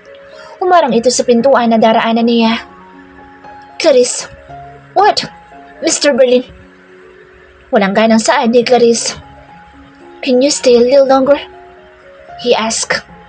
Clarice frowned. If you insist in talking about that night, no. Gusto ko lang naman pag-usapan yun to take my responsibility. Ayaw mo bang panagutan ko nangyari sa atin dalawa? Napahinga na malalim si Clarice. No need, Mr. Berlin. Ayokong itali ka pati na rin ang sarili ko dahil sa isang pagkakamali. We don't love each other. So bakit kita pipilitin na panagutan ako? Clarice, please, Mr. Berlin, don't be so gentleman. Hindi mo ako mapipilit. Marami pa akong pangarap sa buhay. Ayoko pang mag-asawa. Hindi ko naman siguro ikaw mamatay kung hindi mo ako pananagutan, di ba? Isa pa hindi ako buntis. So no need to compensate me. Napanganga si Kian sa mga sinabi ni Clarice. Hindi talaga siya makapaniwalang may ganito pang klase ng babae. Ang ibang kababaihan ay nagkakandara pa para lang mapansin niya pero si Clarice ay tinatanggihan siya. Unbelievable. Sa silid ni Clarice, pilit niya ipinipikit ang mga mata niya ngunit hindi talaga siya makatulog. Halos nalibot na yata niya ang buong kama niya ngunit hindi talaga siya dalawin ng antok. Past 12 midnight na pero mulat na mulat pa rin siya. Nang makaramdam siya ng pagkauhaw ay bumangon siya at lumabas ng kanyang kwarto. Dumiretso siya sa kusina at uminom ng malamig na tubig. Pagbalik niya napansin niyang bukas pa ang ilaw ng kwarto ni Kian. Nang bubuksan na niya ang kanyang pintuan ay bigla namang bumukas ang pintuan ni Kian. Napatingin siya dito. Nagkatinginan silang dalawa ngunit nag-iwas sagad ng tingin si Clarice. She was about to enter into her room when Kian said, Hindi ka rin ba makatulog? Patulog na ako. Nakaramdam lang ako ng pagkauhaw. Tugon ni Clarice. Hindi mo pigilan ni Kian ang mapatitig sa magandang mukha ni Clarice. Nakasuot na ito ng pantulog at napansin niya rin na bahagyang nakabakat ang dibdib nito. Naging sunod-sunod tuloy ang paglunok niya. May problema ba, Mr. Berlin? May sakit ka ba? Bakit parang pinagpapawisan ka yata? Clarice asked innocently. Tom, wala ba talaga siyang alam sa nangyayari sa akin? Clarice? Napakunot ang noo ni Clarice. Kinabahan siya kaya nilapitan niya agad si Kian. Hinaplos ni Clarice ang noo niya. Napalayo si Kian at tila ba napaso sa kamay ni Clarice. Wala ka naman lagnat ah. Nagtatakang sabi nito. I'm okay. Sige na, matutulog na ako. Matulog ka na rin. Nito at bigla nang isinarado ang pinto. Mas lalong lumalim tuloy ang pagtataka ni Clarice dahil sa kakaibang ikinilos nito. Hindi maintindihan ni Kian ang sarili niya. Dumiretso agad siya sa banyo upang magpababa ng temperatura. He felt hot at the moment. Oh, Tom, Clarice. I became addicted and addicted to your scent. In the morning, maaga pa rin na nagising si Clarice kahit na anong oras na siyang nakatulog. Clarice is a morning person at never pa yata siyang inabot ng 10:00 sa higaan. Naligo na siya at nag-ready na rin. Ito na ang last day ng pagtuturo niya kay Kenji at bukas na bukas ay lilipat na siya ng matitirhan niya. May nahanap na siyang apartment. Pabor naman sa kanya dahil malapit lang ito sa eskwelahan na pinapasukan niya. Malapit na rin ang thesis defense nila kaya kailangan na niyang maging puspusan sa pag-aaral. Paglabas niya ng kwarto niya ay siya rin paglabas ni Kian sa kwarto nito. Nagkatinginan silang dalawa. Si Kian ay nakasuot na ng kanyang usually outfit na suit. Si Clarice naman ay naka-uniform na din. Napakunot ang noo ni Kian na makita niya nakapalda si Clarice, kaya kitang-kita ang mahaba at mapuputi nitong hita. Last time, puro slacks ang suot mo. Bakit nakapalda ka ngayon? Napatingin naman si Clarice sa kanyang suot. Itong uniform namin tuwing Friday. Mr. Berlin, may problema ba sa suot ko? Meron. Your legs are too visible. The boys at your school will look at that. Clarice frowned. Suot ko ng uniform na ito every Friday. So, sanay na ako, Mr. Berlin. But I am not. Pwede mo bang palitan ang suot mo? Napatawa si Clarice sa sinabi nito. Mr. Berlin, this is my uniform every Friday. Kung magpapalit ako'y magiging ako lang ang pinakaiba ang suot sa school namin. There's nothing wrong with this uniform, okay? Nagalawan ng mga panga ni Kian. Naiisip pa lang niya na pinagtitinginan si Clarice na ibang lalaki ay nakakaramdam na agad siya ng inis. Fine, susunduin ulit kita mamaya. But before we leave, let's eat breakfast first. Okay, Mr. Berlin. Naunang tumalikod si Clarice at bumaba na sa hagdanan, kasunod si Kian. Nagpahain agad siya kay Clark ng pagkain nila. Sabay silang kumain at pagkatapos kumain ay sabay din silang umalis. Inihatid niya muna si Clarice sa eskwelahan nito bago siya dumiretso sa kanyang kumpanya. At the university, Clarice was sitting at the bench na lumapit sa kanya sa Alexa. Leave Troy alone. Hindi ibig sabihin na nakikipagbalikan siya sa'yo, mahal ka pa niya. Napakunot ang noo ni Clarice. Sa isip-isip niya ay, baliw ba ang babaeng ito? Sinulyapan lang siya ni Clarice at ipinagpatuloy ang pagbabasa sa librong binabasa niya. Hey, do you hear me? Itinupi nito ang librong binabasa niya. Talagang nauubos ng pasensya niya kaya tumayo siya at hinarap sa Alexa. Kung wala kang makausap, huwag akong abalahin mo. Alam mo ba, na sa tuwing nakikita kita'y nasusuka ko? Dahil sukang-suka ko sa pagmumukha mo, Alexa. May kapal ka pa talaga na mukhang lumapit sa akin at sabihin yan. Sayong-sayo na sa Troy. Walang umaagaw sa'yo. Hindi ko na kasalanan kung ako pa rin na mahal at hinahabol niya. Siguro dahil nagsawa na agad siya sa'yo. You bitch! Bitch? Say that to yourself. Clarice, walk away. Nanggagalaiti naman sa galit sa Alexa habang pinapanood ang paglalakad palayo ni Clarice. That girl, talagang ginagalit niya ako. Hindi alam ni Clarice kung bakit bigla na lang naging ganoon ang galit sa kanya ni Alexa. Dahil super close sila at halos hindi mapaghiwalay. Itinuring niya itong kapatid sa 3 taon at halos naging karamay na rin sa lahat ng bagay. Kapag may problema sa Alexa sa exams at grades nito, ay siya palagi ang tumutulong dito. Minsan nga'y pinapakopya pa niya ito sa kanyang exams.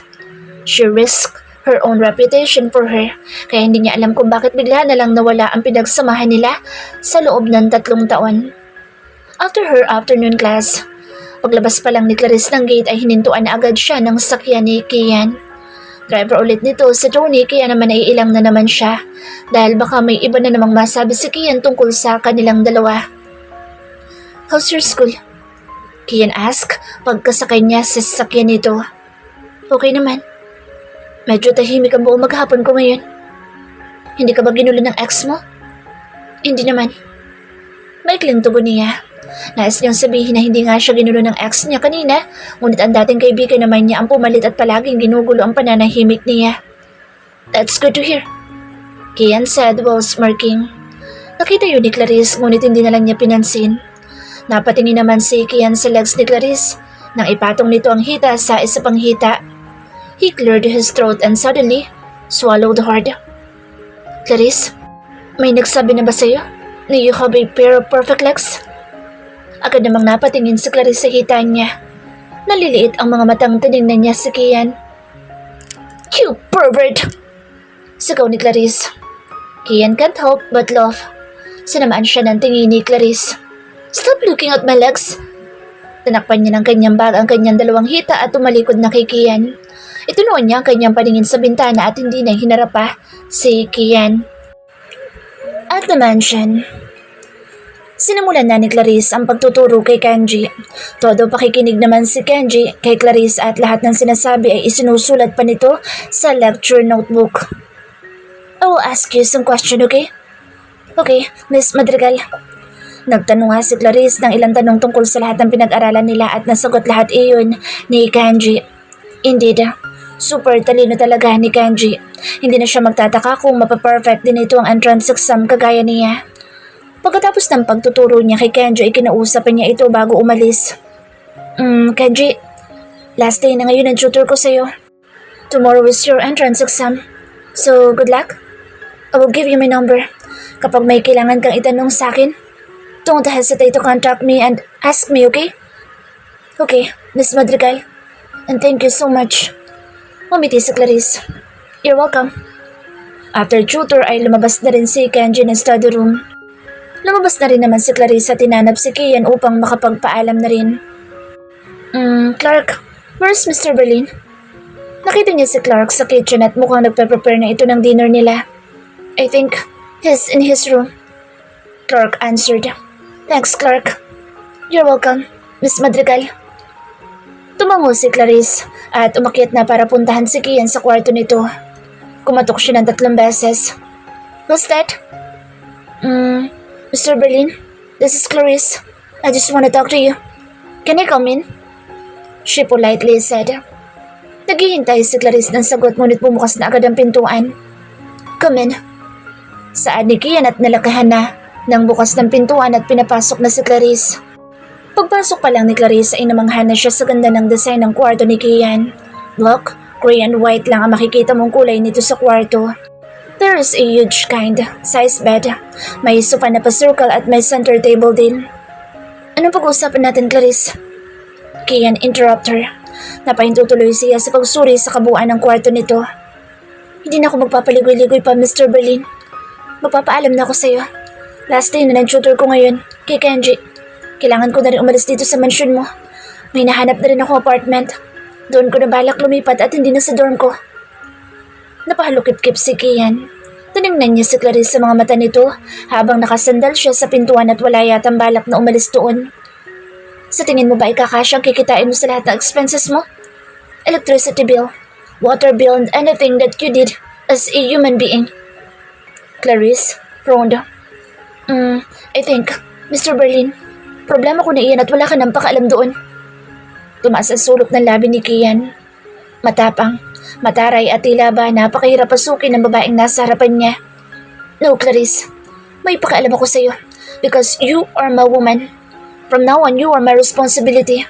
I don't allow you to leave my house. Mr. Berlin, ilang beses ko ba sasabihin sa'yo na wala kang responsibilidad sa akin?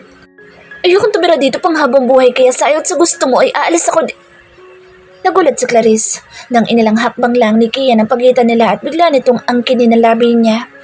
Mapusok at mapangahas ang paghalik nito sa kanya. Nalaki ang mga mata ni Clarice. Mr. Berlin! Hindi makapagsalita si Clarice ng maayos. Let go of me! Sigaw na Clarice sa kabila ng paghalik nito, ngunit tila ba walang naririnig si Kian. Ilang sandali pa niyang pinagsawaan ang labi ni Clarice at nang tigilan niya ito, pakiramdam ni Clarice ay namamagana ang labi niya. Don't talk to me like that, Clarice, or else you will always taste my punishment. You pervert!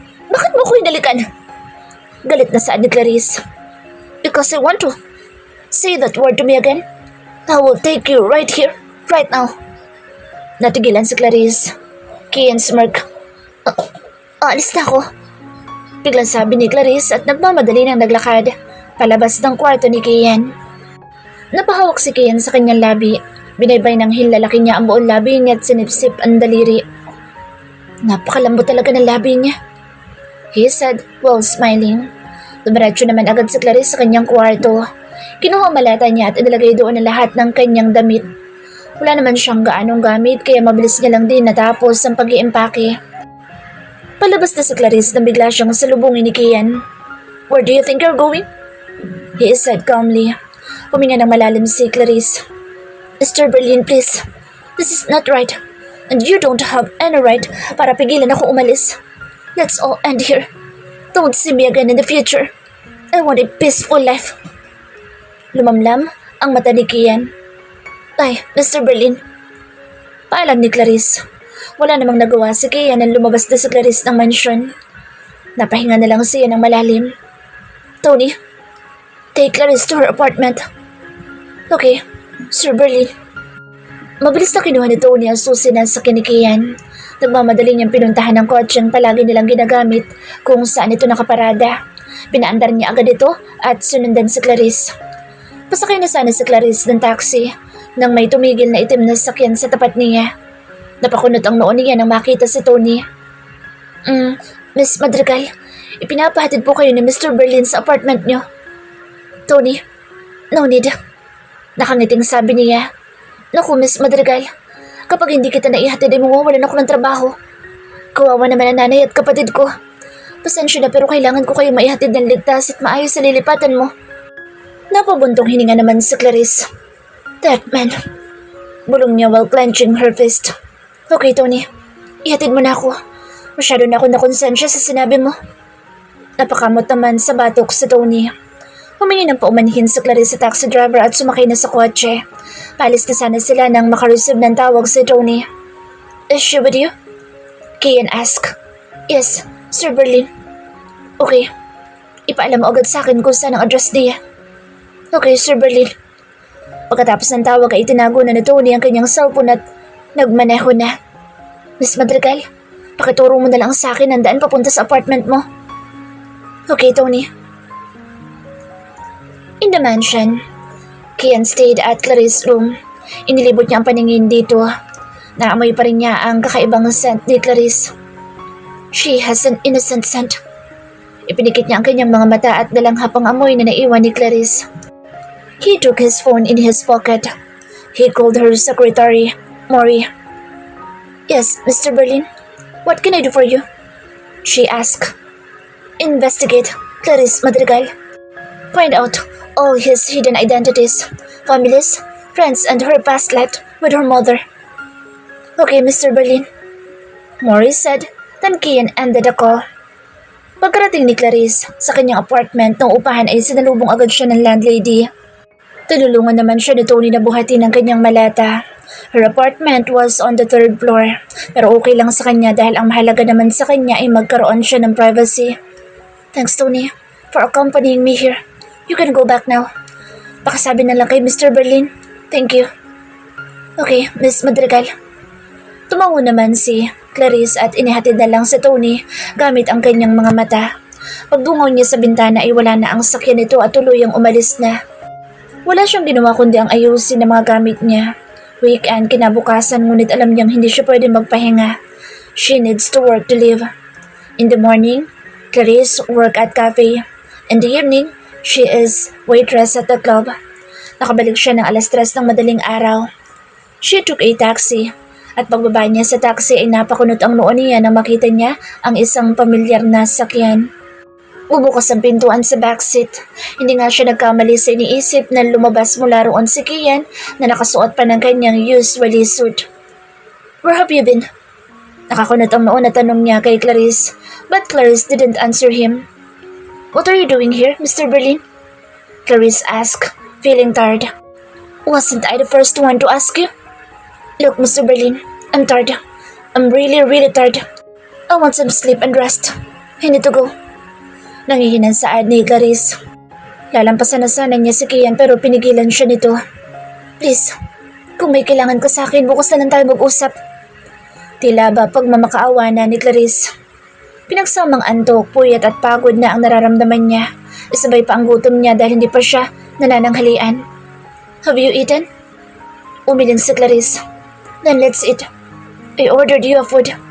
I'll promise, after natin kumain ay uuwi na rin ako. Hindi na kita iistorbohin. Kian said.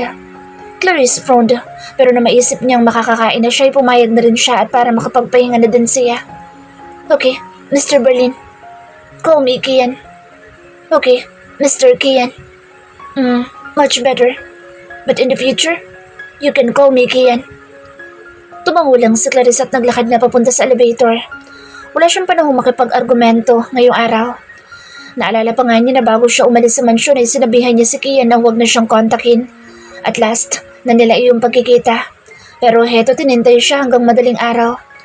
Pagkapasok sa apartment ay dumiretso si Clarice sa kanyang kusina. Kumuha siya ng mga gagamitin nila sa pagkain.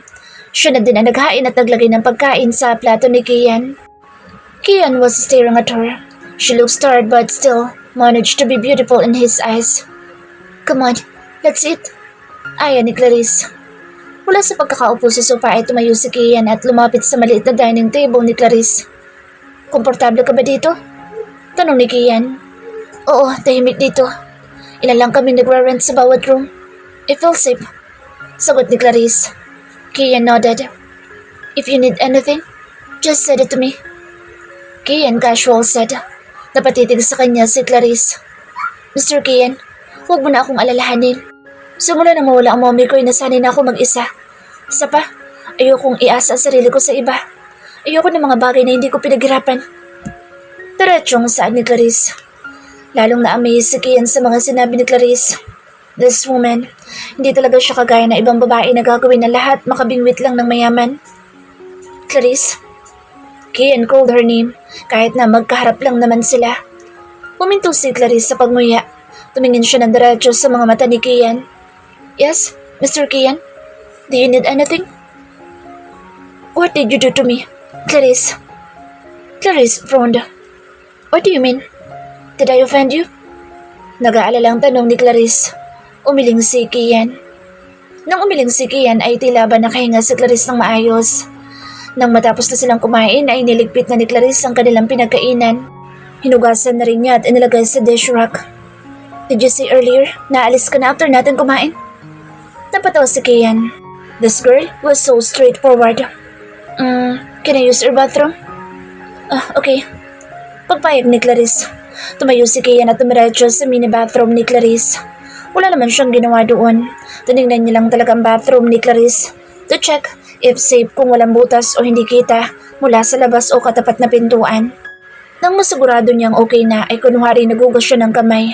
Lumabas na siya ng banyo at magpapaalam na sana kay Clarice pero napangiti siya nang makita niyang mahimbing na ang tulog nito sa kama nito.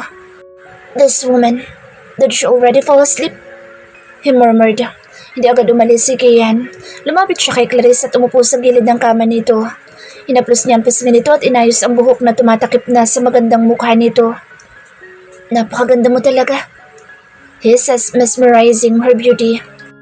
Ilang sandali pa'y kumilos si Clarice. Tumagilid ito ng paghiga at tumalikod na sa kanya. Talagang tulog na nga siya. Naiiling na sambit ni Kian. Tumayo siya at hinagilap ang kumot ni Clarice saka ito kinumutan hanggang kalahati ng katawan nito. He kissed her forehead and then left the apartment. In the morning, Clarice woke up early. Sunday kaya wala siyang trabaho. Wala din siyang balak na lumabas ng apartment dahil wala din naman siyang gagawin. Biglang pumasok sa isip niya si Kian. Napasa po siya sa kanyang noon nang maalala niyang nakatulugan nga pala niya ito. She do her daily routine. Nagbihis lang siya ng simpleng damit, pambahay at bumalik na ulit sa kanyang kwarto. Kinuha ang paborito niyang libro at binasa. Natutuwa siya sa binabasa niyang libro kaya naman hindi na niya namalayan na pasado 10:00 na pala. Bumangon na ulit siya at binitawan na ang libro. Dumiretso siya sa kusina at kumuha ng cup noodles. Wala pa siyang gaanong stock ng pagkain kaya naman tiyaga muna siya sa unhealthy foods. Kumakain na siya nang mapatingin siya sa sticky notes na nakadikit sa ref. Napakunot ang noon niya. Iniwan niya ang kinakain niyang cup noodles at lumapit sa ref. Sa kanya binasa ang nakasulat. You're so cute while sleeping. I'll be back tonight. I will eat dinner here again. Kung gano'y pinanood niya ako habang natutulog kagabi. Napasa po si Clarice sa noo. Umalik siya sa kanyang inuupan at inubos ang cup noodles na kinakain niya. Napaisip naman siyang bigla kung kailangan ba niya magluto o magdadala ulit ito ng pagkain. Ay, pinag-iisipan niya tuloy ako. Bakit ba dito na naman siya kakain? Ang ganda-ganda ng dining table sa bahay niya tapos ang sarap pa ng pagkain dahil luto mismo ng chef. Nagsasalita siya kahit alam niyang hindi siya nito naririnig. Kinahaponan ay lumabas siya ng apartment. Namalangka siya ng kanyang lulutuin. Pagkabalik niya ay nag-aasikaso na siya agad ng mga lulutuin niya. She prepared sinigang na baboy for 2 lang dahil yun lang naman ang kaya ng budget niya. Dahil nagluto din siya ng white rice. Hindi niya alam kung anong oras ang dating ni Kian pero almost 5 ng hapon ay tapos na siya magluto. Inihanda na rin niya ang mga pagkain sa kanyang mini dining table. Nagtimpla din siya ng orange juice at nang makita niyang okay na ang lahat sa table ay dumiretso na siya sa bathroom niya upang maligo. Pakiramdam niya kasi ay nangasim na rin siya dahil pinagpawisan talaga siya ng malala kanina. Binilisan lang niya ang paliligo. Nagbihis lang siya at lumabas na ulit ng kanyang kwarto. Nang makarinig siya ng tunog ng humintong sakyan ay napadungaw siya sa bintana. It's him. Bulong niya. Nagmamadali siyang bumaba. Sinalubong niya si Kian. I brought food, he said. Nagluto kasi ako. Di bale. Yan na lang kainin natin. Iinitin ko na lang yung niluto ko bukas. Nagluto ka? Tumango si Clarice. Okay, yung niluto mo kakainin natin. Napanganga si Clarice.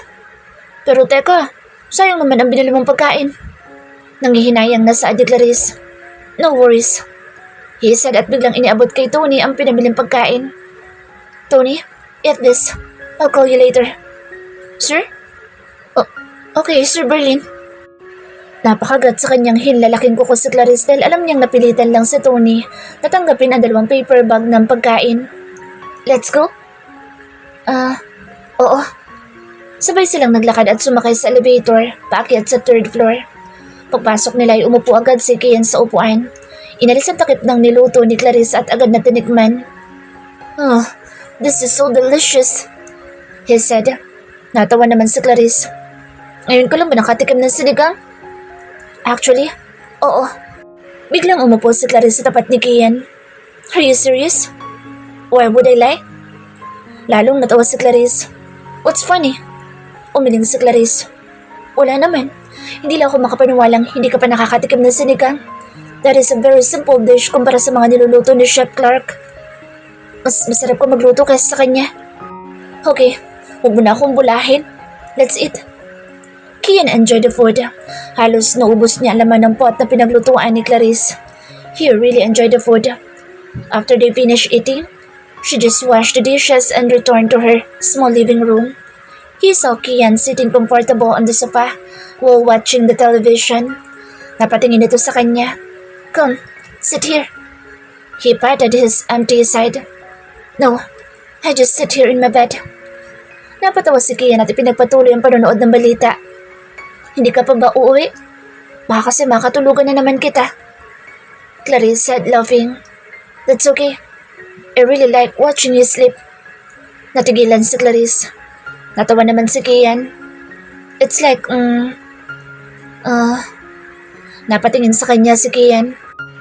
Clarice, what is it, Mr. Kian? Can I court you? Seryosong tanong ni Kian. Natigilan si Clarice at hindi nakapagsalita. I repeat, Clarice, can I court you? Ulit ni Kian sa kanyang sinabi. Natulala kasi si Clarice at hindi na nakapagsalita. Clarice came back to her senses. Mr. Berlin, kung tungkol pa rin ito sa nangyari sa atin, please. Wala kang pananagutan sa akin. Ako ang nag-insist. Ako din ang nagkamali. Clarice, I like you, Kian said seriously.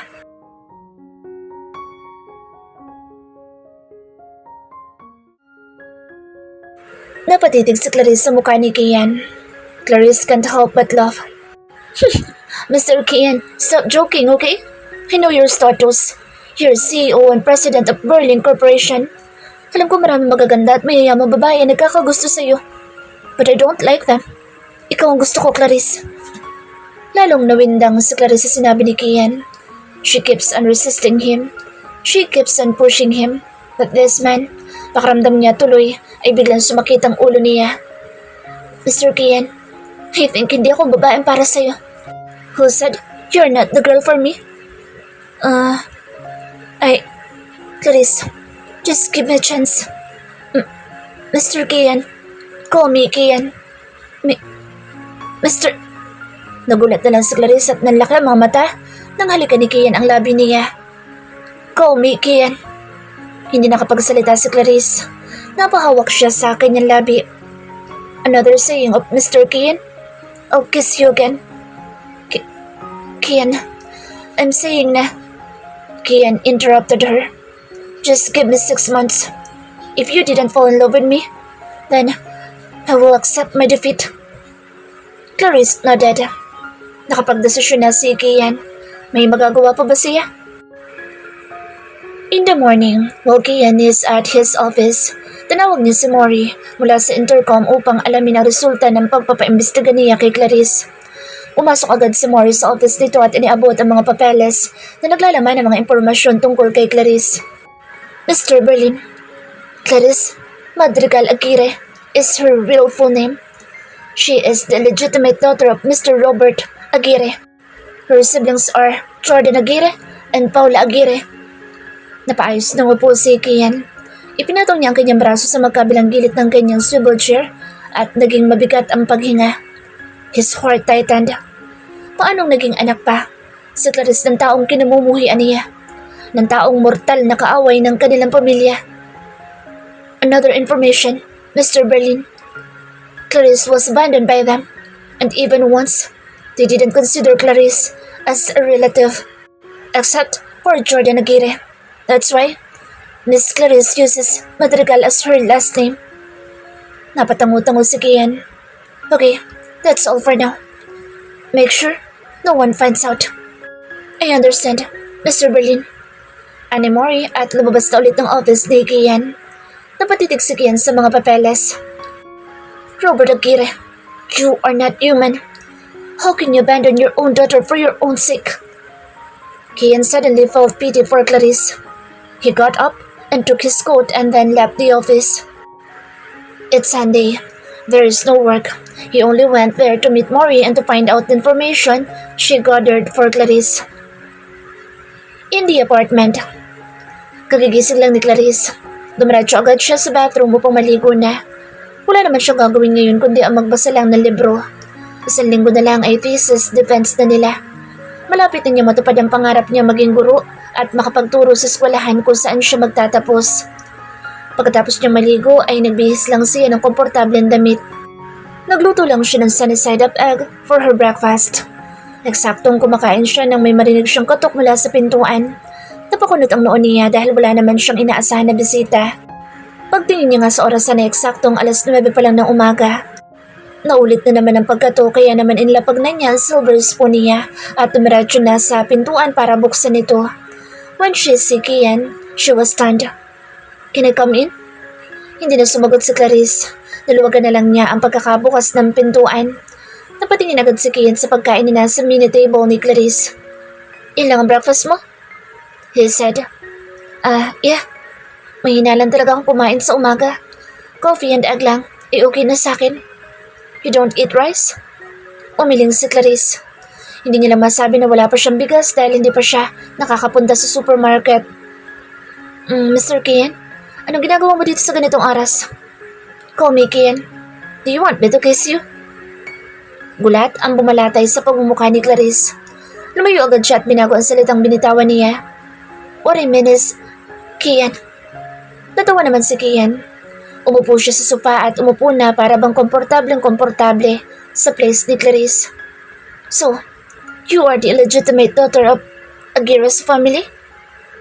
Napanganga si Clarice. How did you know?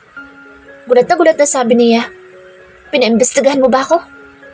Clarice suddenly frowned. Nakaramdam siya ng inis dahil ang ayaw niya sa lahat ay pinakikialaman ng personal na buhay niya. I want to know.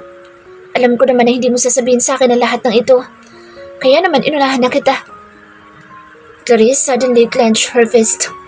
That's my little secret. Walang nakakaalam ng bagay na iyan kundi ako lang at ang Aguirre family. But I know how to keep a secret, Clarice. Napahinga ng malalim si Clarice. Tila ba nawalan siya bigla ng ganang kumain. I was abandoned by my own father. Because of the depression, my mother killed her own self. So since then, I raised myself alone and I never asked for financial help from my father. I considered him dead. In my heart and in my mind. Hindi na napigilan ni Clarice na maiyak sa harapan ni Kian. Tumayo naman agad si Kian. Inilang hakbang ang kinaroroonan ni Clarice at agad niya itong niyakap mula sa likuran nito. Ayaw na ayaw kong naririnig ang pangalan ng sarili kong ama. Kapag naririnig ko ang pangalan niya, naalala ko kung paano at bakit nagpakamatay ang aking ina. They are not human. Kian felt guilty. Kung hindi niya ipinaalala kay Clarice na miyembro siya ng Aguirre family, ay hindi nito maaalala ang mga taong kinamumuhian niya at naging dahilan ng pagkamatay ng kanyang ina. I am here, Clarice. You can use me. Kagaya mo, sagad din sa langit ang galit ko sa pamilya ng Aguirre. Umiwalay si Clarice sa pagkakayakap ni Kian. Tumayo siya at hinarap ito. Kinausap niya ito ng mata sa mata. What do you mean? Naguguluhang sabi ni Clarice. Umiling si Kian at tumalikod sa kanya. Dumiretso ito sa bintana at tumungaw mula doon na para bang may tinatanaw kahit wala namang magandang tanawin sa labas ng kanyang apartment. Only my family knows. Maikling tugon ni Kian. Clarice suddenly nodded. Oo nga pala. Hindi nga pala siya miyembro ng pamilya. But why her heart suddenly tightened? Dahil ba sa nalaman niyang kinamumuhian ni Kian ng pamilyang pinagmulan niya? Ibig sabihin ba nito'y kinamumuhian na rin siya ni Kian? In the evening, nagluto ulit si Clarice ng pagkain na pandalawahan tao. Sabi kasi ni Kian ay kina Clarice na siya palagi maghahapunan. After she finished cooking, naligo na ulit siya at nagbihis lang ng comfy na damit. Minalot niya lang ng tuwalya ang buhok niya upang mabilis na matuyo. Eksaktong 6:00 na nang mapatingin siya sa orasan ng cellphone niya. Inaasahan niyang darating na si Kian pero wala pa rin ang sakyan nito. Naisip niyang baka na late lang kaya naman binuksan niya muna ang TV at nanood ng palabas. Lumipas na ulit ang 30 minutos. Wala pa rin Kian na dumarating. Napatingin siya sa pagkain na nakahain. Nawala na ang usok nito. Ibig sabihin ay lumamig na ang niluto niya. Hindi na siguro siya darating. Malungkot na wika ni Clarice. She got up. Dumiretso siya sa kanyang mini table at sinimulang kainin ang pagkain na niluto niya. Ang pagkain na para kay Kian ay inilagay niya muna sa ref at balak niyang initin na lang bukas para yun na lang ang gagawin niyang almusal. Biglang pumasok sa isip niya naging pag-uusap nila kaninang umaga. Maybe he also hate me now because I'm also a member of Aguirre's family. Kian didn't show up that night kaya naman maaga na lang natulog si Clarice. In the morning, Clarice was preparing her breakfast. Ininit na lang niya ang natirang pagkain kagabi at yun na lang ang kinain niya. Pagkatapos kumain ay naligo na siya at tumiradyo na sa eskwelahan niya. Pumunta muna siya sa locker upang ilagay doon ang ilang libro na bitbit niya. Pagkasarado niya ng locker niya ay nagulat siya nang makita si Troy sa tabi niya. What do you need again now, Troy? Walang ganang tanong niya. Di ba sabi mo, ibinigay mo ang sarili mo sa taong hindi mo kilala? Si Mr. Berlin ba ang tinutukoy mo? Natigilan si Clarice sa tanong ni Troy. Is he the one who took your virginity that night? Nanatiling tahimik si Clarice. Itinago niya sa bag niya ang susi ng locker at balak na sanang umalis ngunit pinigilan siya ni Troy. Clarice, I'm talking to you. He angrily said. Hinagilap niya ang braso ni Clarice at mahigpit na hinawakan. Wala akong panahon na makapag-usap sa iyo, Troy. Pagod na ako makapag-usap sa iyo. Iwinaksin niya ang kamay ni Troy. But Troy grabbed her again. Galit na galit itong nakatingin sa mga mata niya. Kung alam ko lang na ibibigay mo rin naman palang virginity mo sa iba, eh di sana pinilit na lang kita noon. Kunwari ka pang wedding muna bago ibibigay ang sarili. Pero ibinigay mo rin pala kung kani-kanino. Hindi na napigilan ni Clarice ang galit niya. Sinampal niya sa Troy ng ubod ng lakas. Troy smirked at her. Clarice gritted her teeth. Nagpapasalamat pa nga ako at naibigay ko ang virginity ko sa iba. At least, alam ko responsable ang napagbigyan ko. Eh ikaw, you were nothing but a cheater. What a shameless woman. Para sa akin, isa kang highly prostitute. Kailangan bang bayaran muna kita bago kita maikama? Magkano gusto mo at papatayan ko ang binabayad sa ni Mr. Berlin? Hinagilap niya ulit ang braso ni Clarice. Ginamit niya ang puwersa niya para lang maidikit sa Clarice sa pader. Hahalikan niya sana sa labi si Clarice pero hindi ito pumayag. Malakas siyang itinulak at tinuhod ang kanyang dalawang balls. Halos mapaluhod si Troy sa semento dahil sa sobrang sakit. Phew! Hindi pa tayo tapos! Ibibigay ko sa sarili ko sa kahit na sino lalaki pero hindi sa'yo. You are not worthy, Troy. Go to Alexa at gawin niyo lahat ng gusto niyo. Huwag akong guluhin mo! Clarice angrily said. Troy punched the floor and suddenly realized all the hurtful words he said to Clarice. Troy suddenly got up. Hinabol niya si Clarice at naabutan niya itong papunta sa first class nito. He grabbed her wrist, saying, I'm sorry, Clarice. Hindi ko sinasadya lahat ng sinabi ko. Galit lang ako. I'm sorry. I still love you, Clarice. Please, come back to me. Clarice looked at him with cold eyes. In the future, Troy, don't you ever come see me or contact me or hold me. Ayaw na kitang makita kahit kailan. Nagulat ang lahat na biglang lumuhod si Troy sa harapan niya. Hinawakan ang kamay niya, umiyak at nagmamakaawa. Clarice, please, come back to me. Hindi ko kayang mawala ka sa buhay ko, Clarice. Tatanggapin ko lahat ang naging pagkakamaling nagawa mo. Tatanggapin ulit kita ng buong buo basta bumalik ka lang sa akin. Clarice didn't respond to him. Inagaw niya lang ang kamay niya at naglakad palayo kay Troy. Pero bago siya tuluyang makalayo ay nag-iwan pa siya ng ilang salita. Ito ang tatandaan mo, Troy. Kung magmamahal man ulit ako, sisiguraduhin ko nang hindi ikaw yun. Umalis si Clarice at hindi na nagpakalingon-lingon. In the afternoon, nakipagkita si Clarice kay Wilma. Ikinuwento niya lahat ang mga nangyari at sinabi sa kanya ni Troy bago nito sinabing mahal pa siya at balak ng makipagbalikan. Wilma clenched her fist. That bastard! Paano niya nasabing mahal ka pa niya pagkatapos na lahat ng masasakit na salitang sinabi niya? Mabuti na lang talaga't nakawala ka sa lalaki iyon. It's not deserving for you. I really don't understand him. He cheated on me. And after that, he came to me saying that he still loves me and wants to get back together. Is he insane? Ay naku, Clarice. Wag na wag ko lang malalaman na nakipagbalikan ka doon. Kundi, our friendship is over. Napatawa si Clarice. Hinding-hindi na talaga. But, don't forget to love again, okay? Hindi dahil sinaktan ka ng isang lalaki, ibig sabihin sasaktan ka na ng lahat. Remember this, may isang lalaki na magmamahal sa'yo unconditionally. After Wilma said that, she hugged Clarice tightly. Clarice was happy with Wilma. Alam niya nakatagpo na siya ng tunay na kaibigan na kahit hindi sila palagi nagkikita o nagkakachat o nagpapalitan ng magagandang salita. She knows Wilma's always at her side no matter what. After her class, nagbihis lang si Clarice ng damit na pampasok niya sa trabaho. Sumakay na siya ng tricycle at tumiradyo na sa cafe. Pagkarating niya ay umalis na kaagad ang kapalitan niya kaya siya na lang mag-isa ang naiwan. Maliit lang naman ang binabantayan niyang cafe. Hindi rin ganoong kalaki ang sweldo pero malaking tulong na iyon para sa kanya. After her work at the cafe, she received the call. Unregistered number ang nakalagay. Hello? Hello?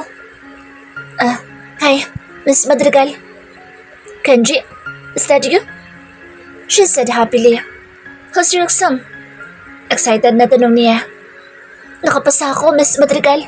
At sobrang nagpapasalamat ako sa'yo. Sabi ko naman sa'yo, makakapasa ka. Matalino ka at matyaga kaya wala imposible. I'm happy for you, Kenji. Congratulations. Hindi nawawala ang ngiti niya sa labi. Malaki din ang nakuha sweldo ni Clarice mula kay Kian. Sa 5 araw na pagtuturo niya dito ay hindi niya akalain na ganoong kalaki ang sweldo na ibibigay nito sa kanya.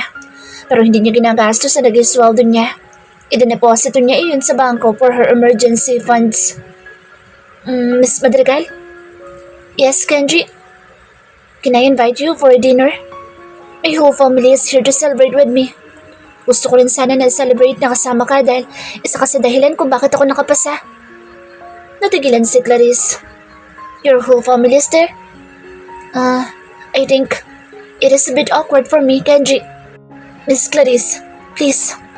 Way ko na rin ito to thank you personally. I'm picking you up. Where are you now? May work pa kasi ako, Kenji. Please, Miss Clarice. Napahinga na malalim si Clarice. Kenji is like Ian. Hindi ka titigilan hanggat hindi ka pumapayag. Okay, Kenji. I'm coming. Babalik lang ako sa apartment ko to change my clothes. Yes. Thank you, Miss Clarice. Clarice came back to her apartment. Pagdating niya ay nakaparada na ang sakyan ni Kian. Napakunot ang noo niya.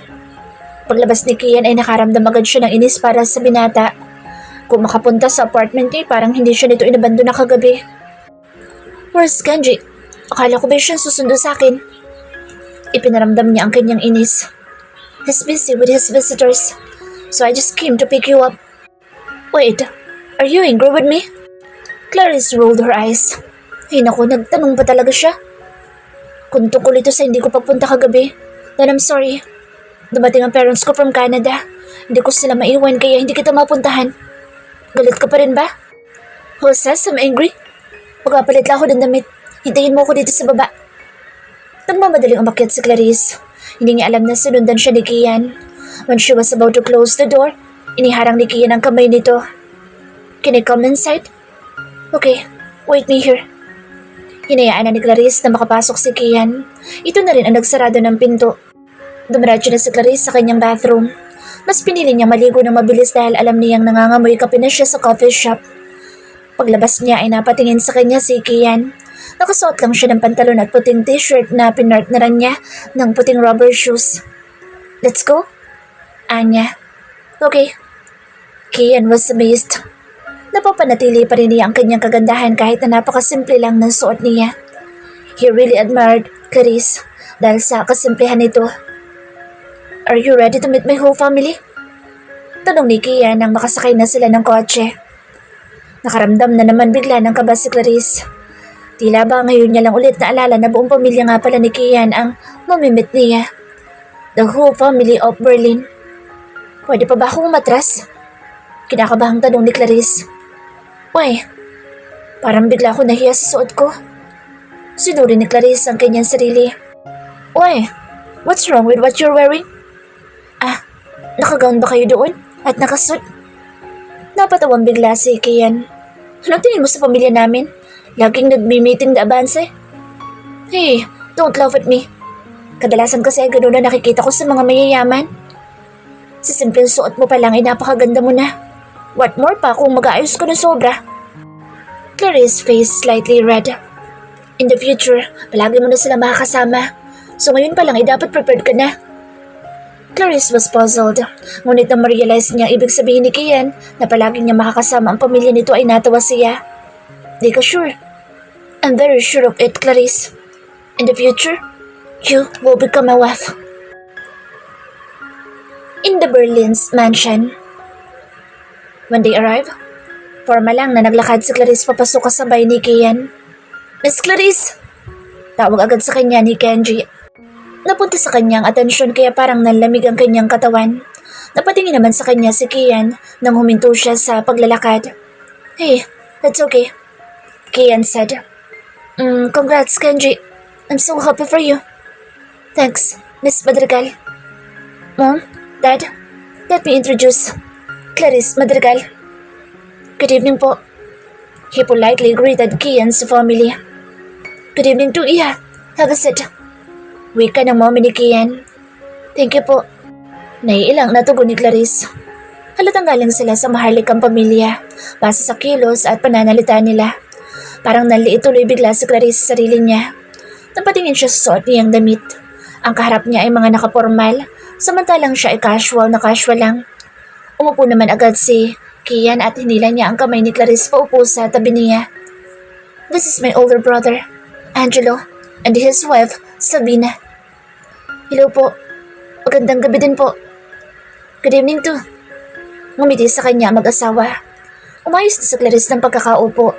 Pakaramdam niya ay nasa hot seat siya sa mga oras na ito. By the way, Iya, thanks for helping my son. They say you're good at teaching. My son almost perfected his entrance exam. Clarice smiled a little. Walang anuman po. I just taught him everything I know, ma'am. Oh, don't call me ma'am. Call me Tita Christy. Sige po, Tita Christy. What do you do for living, Iha? I mean your family. Kian's dad asked. Clarice was stunned. Ito pa naman ang tanong palagi ng mga mayayaman na napapanood niya sa pelikula. Nahalata naman ni Kian na natigilan si Clarice kaya siya na sumagot sa daddy niya. Estudyante pa lang siya, Dad. Graduating pa lang. What about her family? Napalunok si Clarice. Hindi niya kasi alam kung dapat ba niyang sabihin ang totoo o hindi.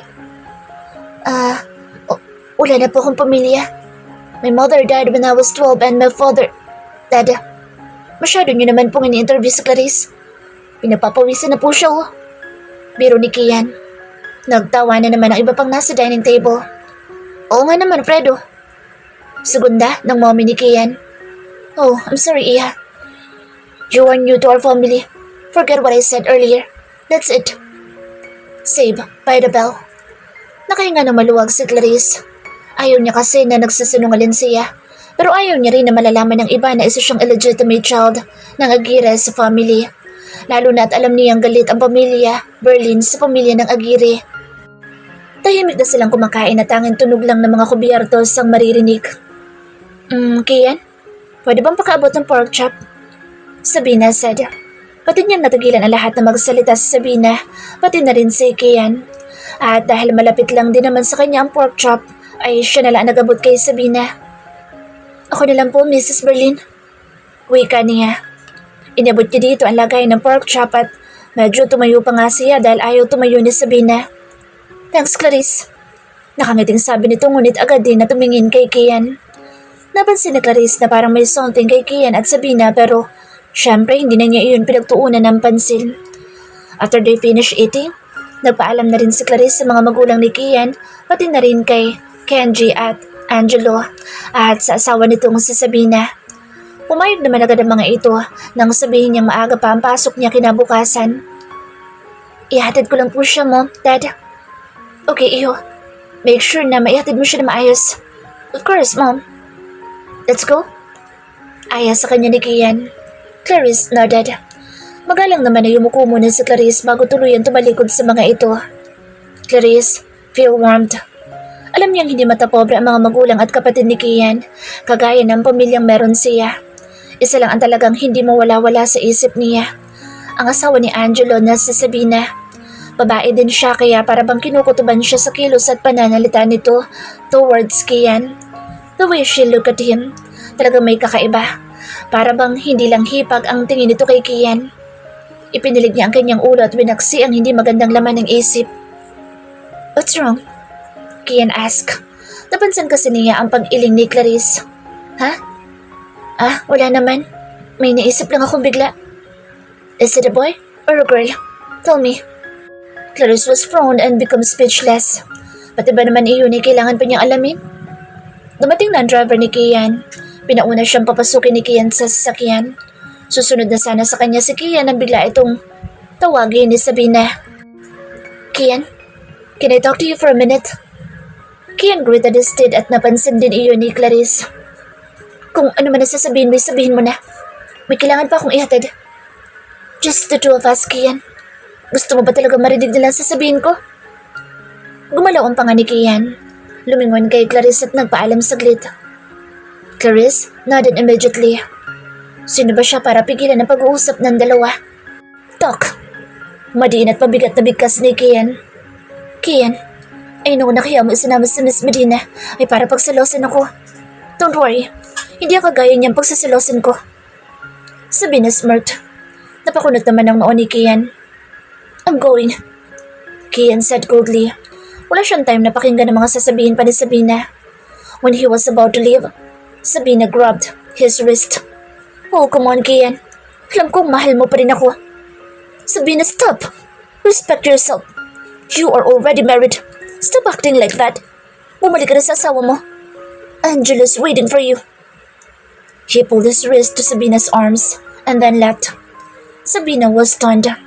Nagulat siya sa inasal sa kanya ni Kian pero agad niya ibinalik ang ngiti at magandang aura niya. Saka bumalik kay Angelo na parang walang nangyari. In the car? Umayos ng pwesto si Clarice na makabalik na si Kian. Hindi niya ito matingnan at mas pinili na lang na sa labas ng bintana ng sasakyan tumingin. Are you tired? Suddenly, he asked. Not really. Tipid na tugon ni Clarice. Ngayon ay malinaw na kay Clarice ang lahat. Hindi man sabihin ni Kian sa kanya pero alam niya may something talaga si Kian at si Sabina. Pero meron nga kayang affair ang dalawa? Kian? You and Sabina, may relasyon ba kayong dalawa?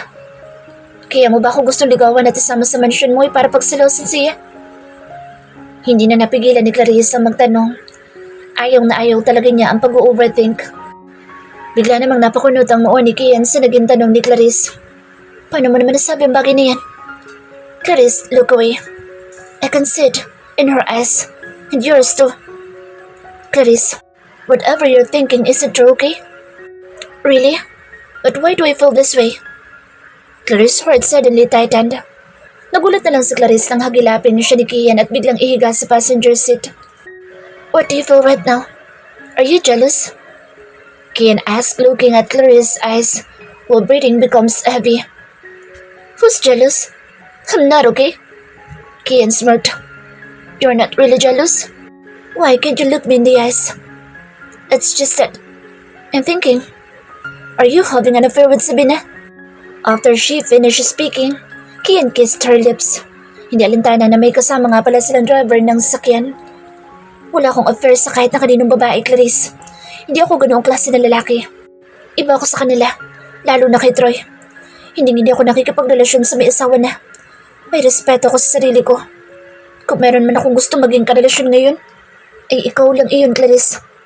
I want to be with you for the rest of my life. After he spoke, he claimed Clarice's lips again. Good night, Kian. Thank you sa paghatid. Tumalikod na siya kay Kian pero hinagilap nito ang kamay niya kaya napaharap ulit siya dito. Napakunot ang noo ni Clarice. Why? May kailangan ka pa ba? Can I stay here for tonight? Kian, it's not appropriate for you to stay here. We are not in a relationship and we are not married, okay? So please, go home. Tumalikod na ulit si Clarice at naglakad na paakyat sa kanyang apartment. Walang nagawa si Kian kundi ang mapangiti at mapailing habang pinapanood si Clarice pasakay sa elevator. Kakaiba talaga siya, he said happily. In the morning, nagising si Clarice sa tunog ng alarm niya. Ngayon na ang thesis defense nila, kaya naman maaga siyang nag-prepare. Eksaktong alas 8 ng umaga ay nakarating na siya sa kanyang school na pinapasukan. Clarice, are you ready for the thesis defense? Wilma asked. Sinabayan siya nito sa paglalakad. Bit-bit din ang folder na naglalaman ng halos ilang buwan nilang pinaghirapan. Oo naman, Wilma. This is my dream and my mother's dream also. Yeah, I know that. Aatan ka ba sa graduation ball natin? Napaisip si Clarice. Oo nga pala. May event pa nga pala ang eskwelahan nila. About that, hindi pa ako sure. Siguro kapag nakuha ko na ang sahod ko sa cafe, para naman makabili ako ng maayos na gown kahit mumurahin lang. About the gown? Don't worry, akong bahala. Are you sure? Hindi makapaniwalang sabi ni Clarice. Of course, that's what friends are for. You're really such a good friend. Mamimiss kita after graduation, Wilma. Hey, don't be sad. Pwede pa rin naman tayo magkita kung gugustuhin natin. I know, pero iba pa rin kapag nandito ka lang sa Manila. Clarice, I said don't be sad, okay? So good luck for the two of us. See you in graduation ball. Ngumiti sa Clarice at pumasok kay Wilma bago ito tuluyang humuwalay sa kanya. See you, Wilma, she said happily. Kumuhay si Wilma at tuluyan ng lumiko sa hallway papunta sa building na pinapasukan nito. Palagi silang ganyan. Small conversation is enough. Start of thesis defense. After months and years of hard work, the moment to wrap things all up is finally here. May thesis defense presentation. Nagsimula na siyang sabihin ang topic na napili niya. She knows how to explain everything to them. She's really a smart girl. She answered all the questions. No wonder, after her thesis defense, the teachers and even principals stood up for her and clapped for her. In the evening, pagkatapos ng trabaho niya sa cafe ay dumiretso na siya sa bar upang mag-waitress. Alam na rin niya kung paano i-handle ang mga tao sa bar kahit na lasing na ang mga ito o hindi. Pero hindi niya inaasahan na may mag-o-order sa kanya na lalaking sobrang kulit at halatang lasing na din. Hi, miss, can I take you out? The man said.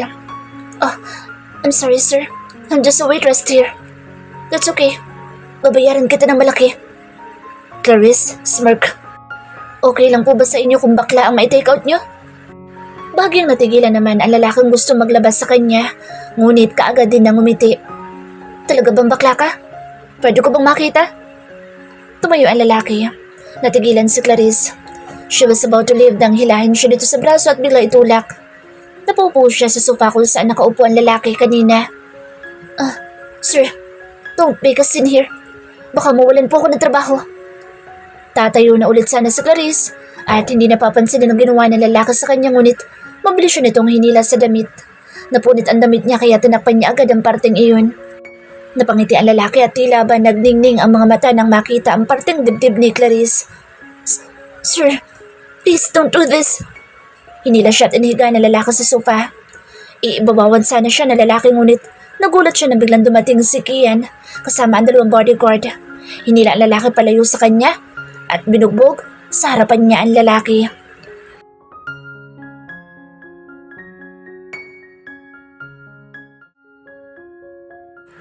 Isinuot agad ni Kian kay Clarice ang coat na suot niya to hide the skin visible on the side of her chest.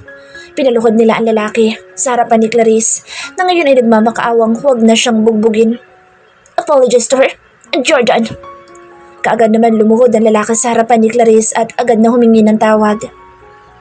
Patawarin mo ako, miss. Hindi ko na uulitin.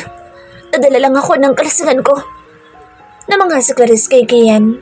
Although hindi niya alam kung paano nito nalaman kung nasaan siya, ay nagpapasalamat pa rin siya sa binata.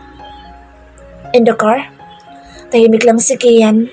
Clarice knows that he is angry kaya hindi niya alam kung paano mawawala ang galit nito. Galit ka ba? Clarice asked while holding tightly to her clothes.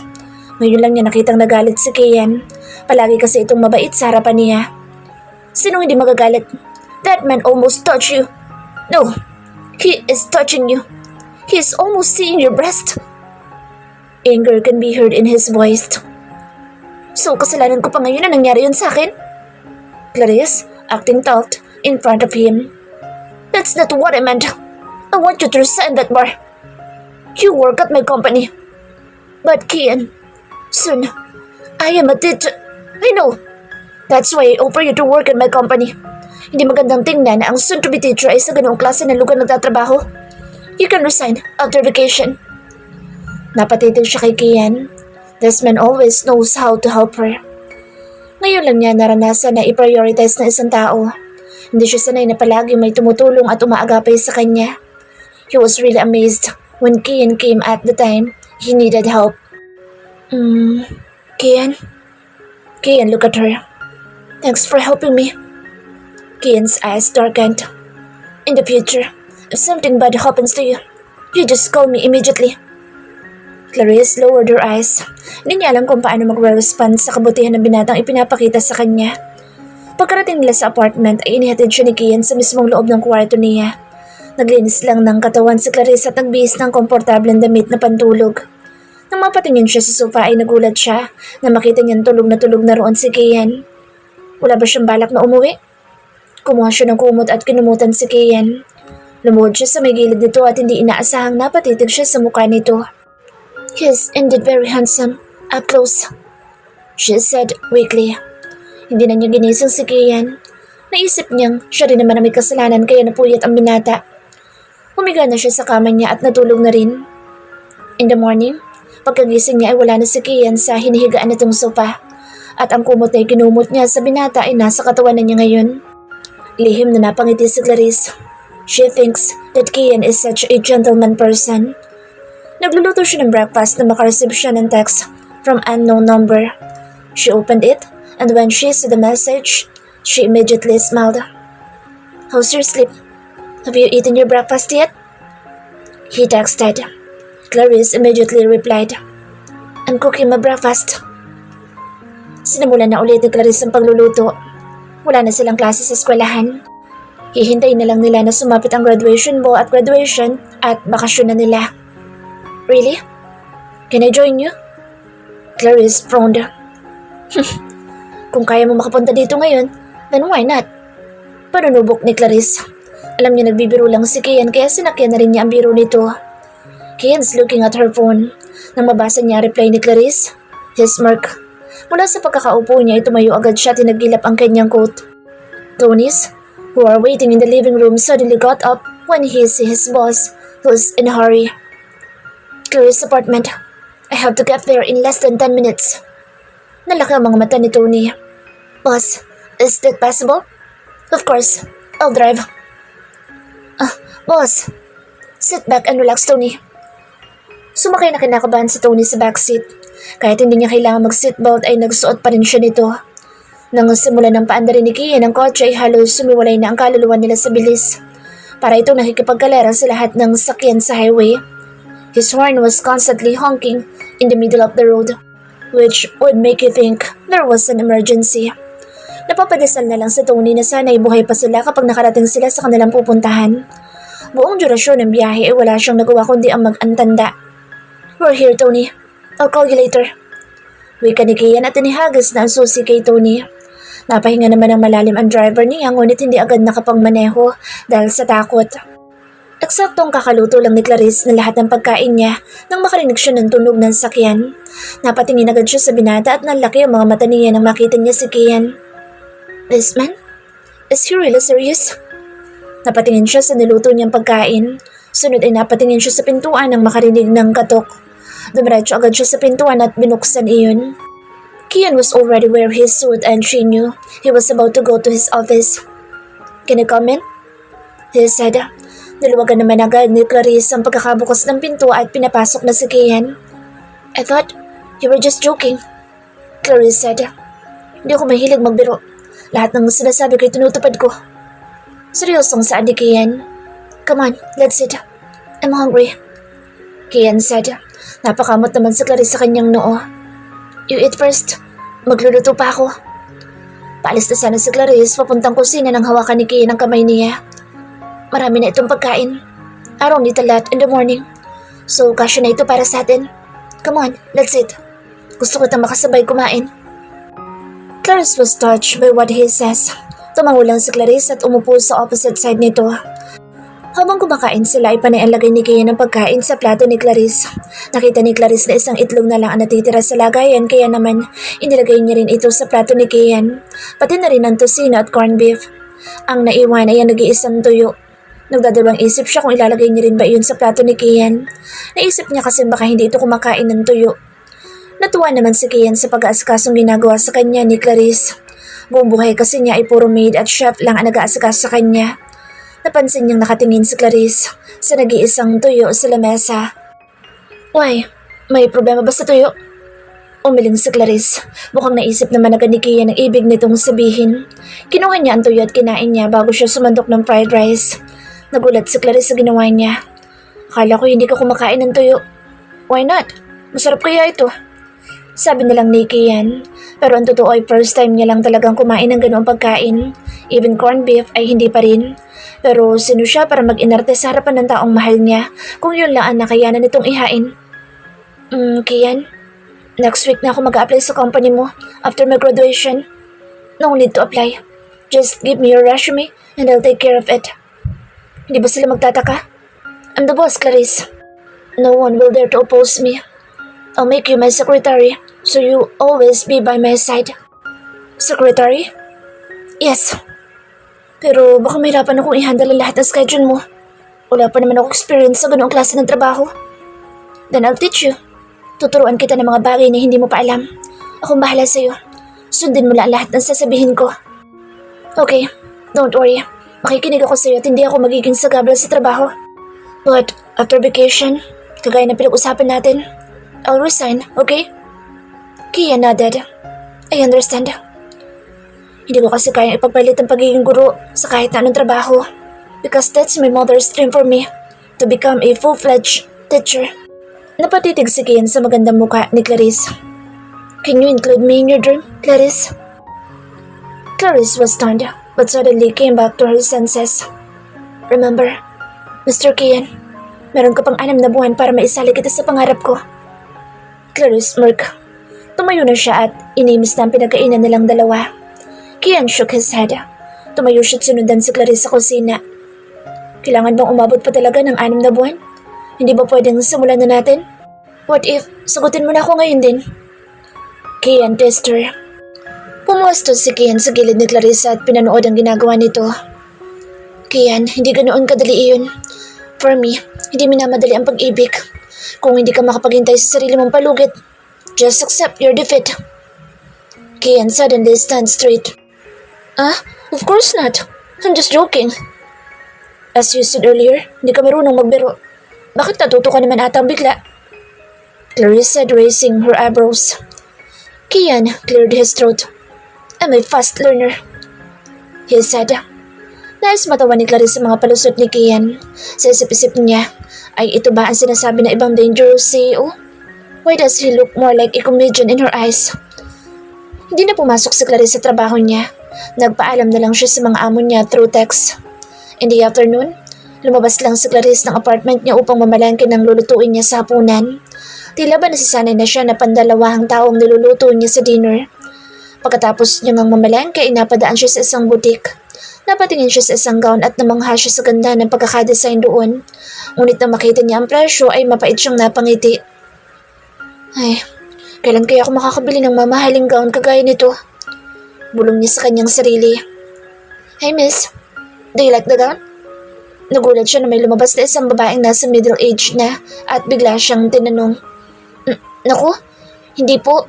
Nagandahan lang po ako sa design pero hindi ko po kayang bilhin yan. Ganun ba? What's your name, Iha? Clarice po. Sige po, aalis na po ako. Teka lang, Iha. Gusto mo bang i-try ang gown na ginawa ko?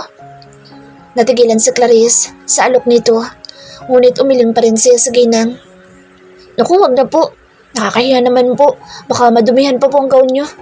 Babalik na lang po siguro ko kapag kaya ko nang bilhin yan. No, Iha. Just wear it. And I just took some pictures of you wearing that gown. Napakaganda mo, Iha. Natitiyak kong bagay na bagay sa iyo ang gown na iyan.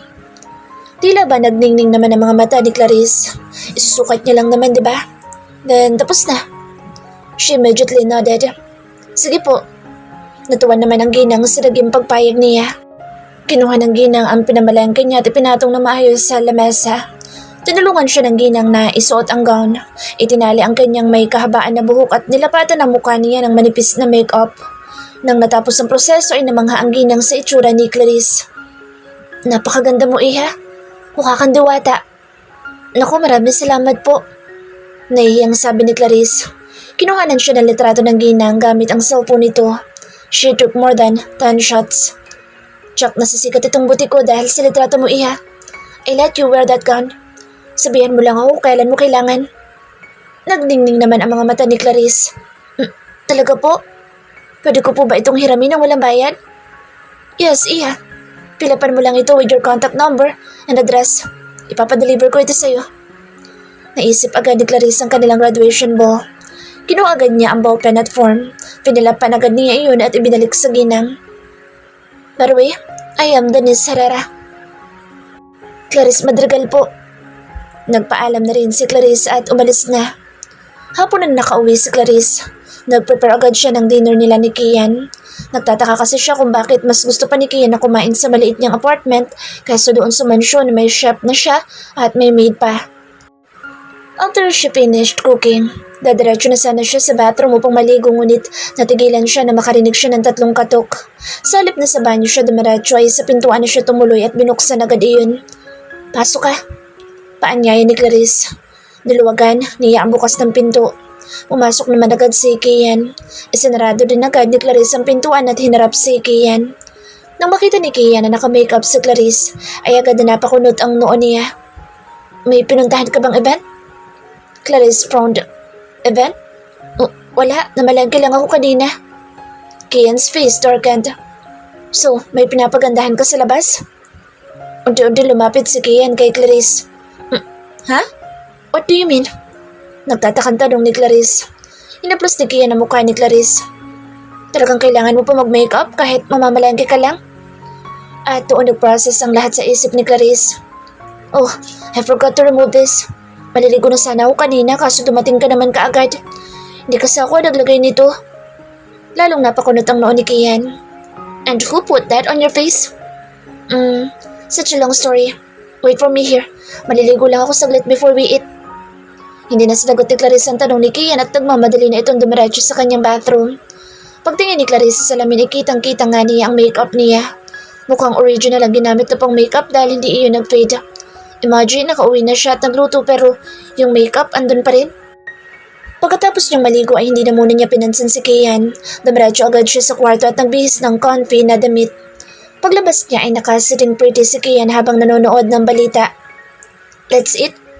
Ayaw niya rito. Sinuri pa siya ni Kian mula ulo hanggang paa.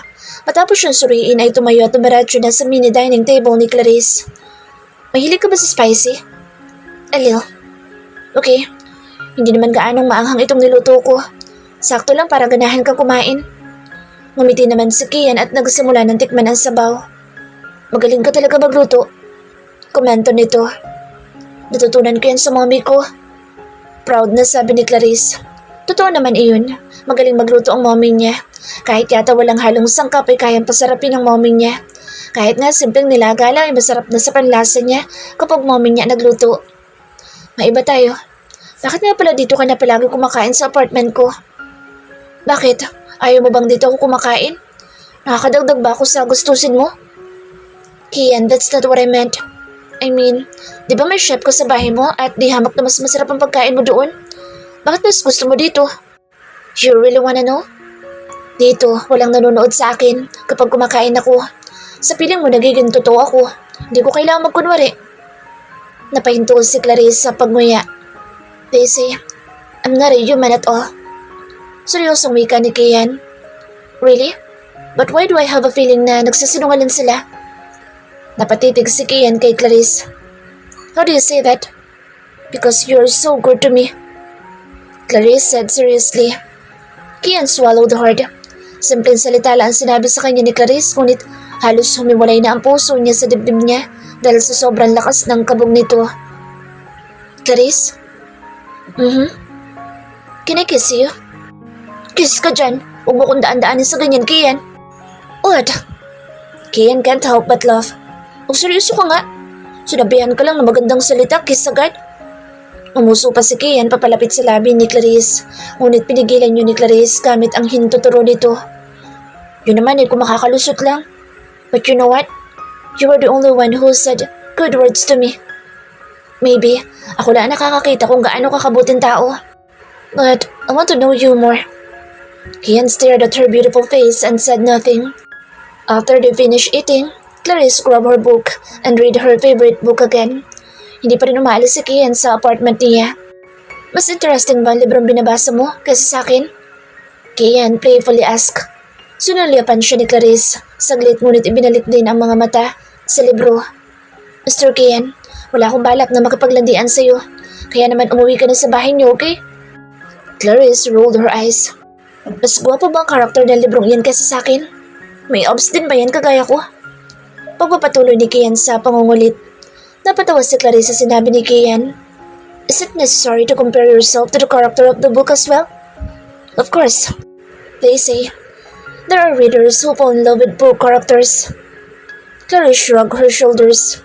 Maybe, some other readers will do. Siguro yung mga hindi namimit ang expectation sa mga lalaki na kakasalamuhan nila o na lalaki minahal nila. Kaya sa libro na lang ibinabali ang sarili. Minsan kasi, wala talagang kasing gwapo ang mga male lead sa libro. Tumayo si Kian mula sa pagkakahiga sa kama ni Clarice. Really? So, mas pipiliin mo pa ang mga fictional character lang kaysa sa taong kaharap mo na ngayon? Inagaw nito ang librong binabasa ni Clarice. Pumasto siya sa unahan ni Clarice habang nakaupo ito sa upuan na malapit sa bintana. I mean, look at me, Clarice. I am. Am I look handsome to you? Clarice raised her eyebrows. Bakit mo tinatanong? Umiwas siya sa pagsagot. I want to know kung ano bang tingin mo sa akin. Clarice looked up na para bang nag-iisip pa sa sasabihin. I want an answer now. Mas lumapit pa si Kian. Mr. Kian, don't come too close to me. Pigil sa kanya ni Clarice. Pinipilit na lumayo ni Clarice ngunit pinipigilan siya ni Kian. Binalak ulit niyang tumayo mula sa upuan pero hinawakan nito ang magkabilang bewang niya at ibinalik ulit siya sa pagkakaupo. Why? Are you afraid that you might fall for me? More? In less than 6 months? Kian said with higher self-confidence. Clarice smirked. What if not, Mr. Kian? Kian swallowed hard. Sobrang lapit na niya kay Clarice at halos kapantay na ng mukha niya ang dibdib nito. You really challenged me, Clarice. You challenged yourself, Mr. Kian. Nagbigay ka ng palugit na 6 na buwan, ngunit parang hindi ka rin naman makakatagal. Sabagay, mas marami naman talagang magagandang babae ang umaaligid sa'yo. So, are you jealous of them? Mas lumapit pa si Kian. Nais naman lumayo ni Clarice ngunit hindi niya magawa dahil naiipit siya sa pagitan ng upuan at ni Kian.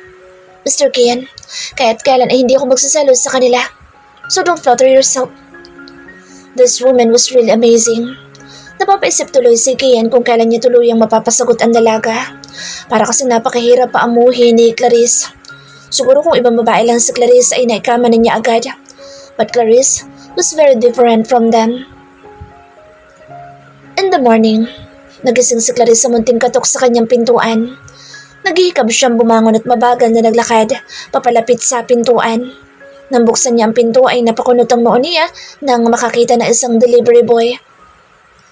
Miss Clarice Madrigal? He asked. Yes po. May kailangan po kayo? Tanong ni Clarice habang nakakunot ang noo dahil wala naman siyang natatandaan na nagpa-deliver siya ng kung ano. Ipinapa-deliver po ni Denise Herrera. Gift niya daw po para sa inyo. Gift? She frowned. Yes, Miss Clarice. Iniabot sa kanya ng delivery boy ang isang malaking square box na parang kahon ng pizza. Medyo mabigat kaya inilagay na lang muna niya sa ibabaw ng kanyang mini dining table. Pakipirmahan na lang po ito to make sure na na-deliver ko sa inyo ng maayos. Okay po. She signed the papers and after she finished signing it, the delivery boy immediately left. Denise Herrera. She murmured at bigla niyang naalala ang babaeng nakilala niya kahapon. Hindi kaya... Isinarado na niya ang pintuan at tumiretso sa malaking kahon. Binuksan niya ito at nanlaki kaagad ang mga mata niya. The dress! Mabagal na sambit niya. Muli ay namangha na naman siya sa ganda ng damit. Tube silver dress that looks so neat and elegant. May borloloy pa ito sa balikat na talagang nakakapagpaganda lalo sa damit. Napatingin siya sa gilid ng kahon at napatakip siya sa kanyang bibig nang makita niya ang kapares nitong sandals na silver din ang kulay. Isn't it too much? Nais tuloy niyang bumalik sa boutique na iyon upang personal na makapagpasalamat doon sa ginang. Napatingin siya sa po niya na mag-ring iyon and it was Wilma. Sinagot niya agad ang tawag. Hello? Clarice, susunduin kita dyan. Sabay na tayo mag-hard ang damit na susuotin natin sa graduation ball. Excited na sabi ni Wilma. About that, Wilma. May susuotin na ako. Clarice bit her lip. May kasunduan kasi silang dalawa na ngayon sila aalis. Are you sure? Baka naman nahihiya ka lang sa akin. Don't you ever do that. Ako na bahala sa lahat. Wilma insists. She really have such a good friend. No, Wilma. Nagsasabi ako ng totoo. There was a good Samarita na nagpahiram sa akin ng gown. But they took some photos of me wearing this gown. Really? You mean ginawa ka mo ng model at kapalit ang gown na ipapahiram nila sa'yo? I don't know. Siguro gusto lang nila ng remembrance na suot ko ang damit na iyon. Hindi sigurado ang sabi ni Clarice. Okay, but if you need anything, just call me Clarice. Di bale, ako na lang bahala sa makeup artist mo. I'll make you the most beautiful woman at that graduation ball event. No need, Wilma. I want as simple as you. Me? Simple? Just leave it to me, girl. Bye. I gotta go. After they finished talking, they ended the call. Napatitig si Clarice sa phone niya. She was happy for having such a friend like her. In the afternoon, nakareceive si Clarice ng text message mula sa kapatid niya na si Jordan. Sinabi nito na nakauwi na siya at magkita sila sa mall para doon na kumain ng tanghalian. Naligo naman agad si Clarice at nagbihis ng maayos na damit na usually ay isinusuot niya. Jeans with white t-shirt, partner with white shoes. She used baby powder for her face and lip gloss for her lips. That's simple. Tumawag agad siya ng taxi at nagpahatid sa mall kung saan sila magkikita ng kapatid niya. Sa lahat ng miyembro ng pamilya Aguirre ay si Jordan lang ang nagpahid ng kabaitan sa kanya. Si Jordan lang ang bukod tanging tumanggap sa kanya. Her father and her half-sister Paula really hates her. Hey, Kuya Jordan, how are you? Bati niya agad kay Jordan pagkakita niya rito. I'm good. Matutuwa kasi babalita ko. Jordan put her arm on her shoulder. Really? What is it? Excited na tanong ni Clarice. I'm staying here. For good. Daddy needs my help with the company. Well, that's good. Tipid na tugon ni Clarice. Pumasok na sila sa isang restaurant at magkatabing umupo. Galit ka pa rin ba kay Daddy? Jordan asked.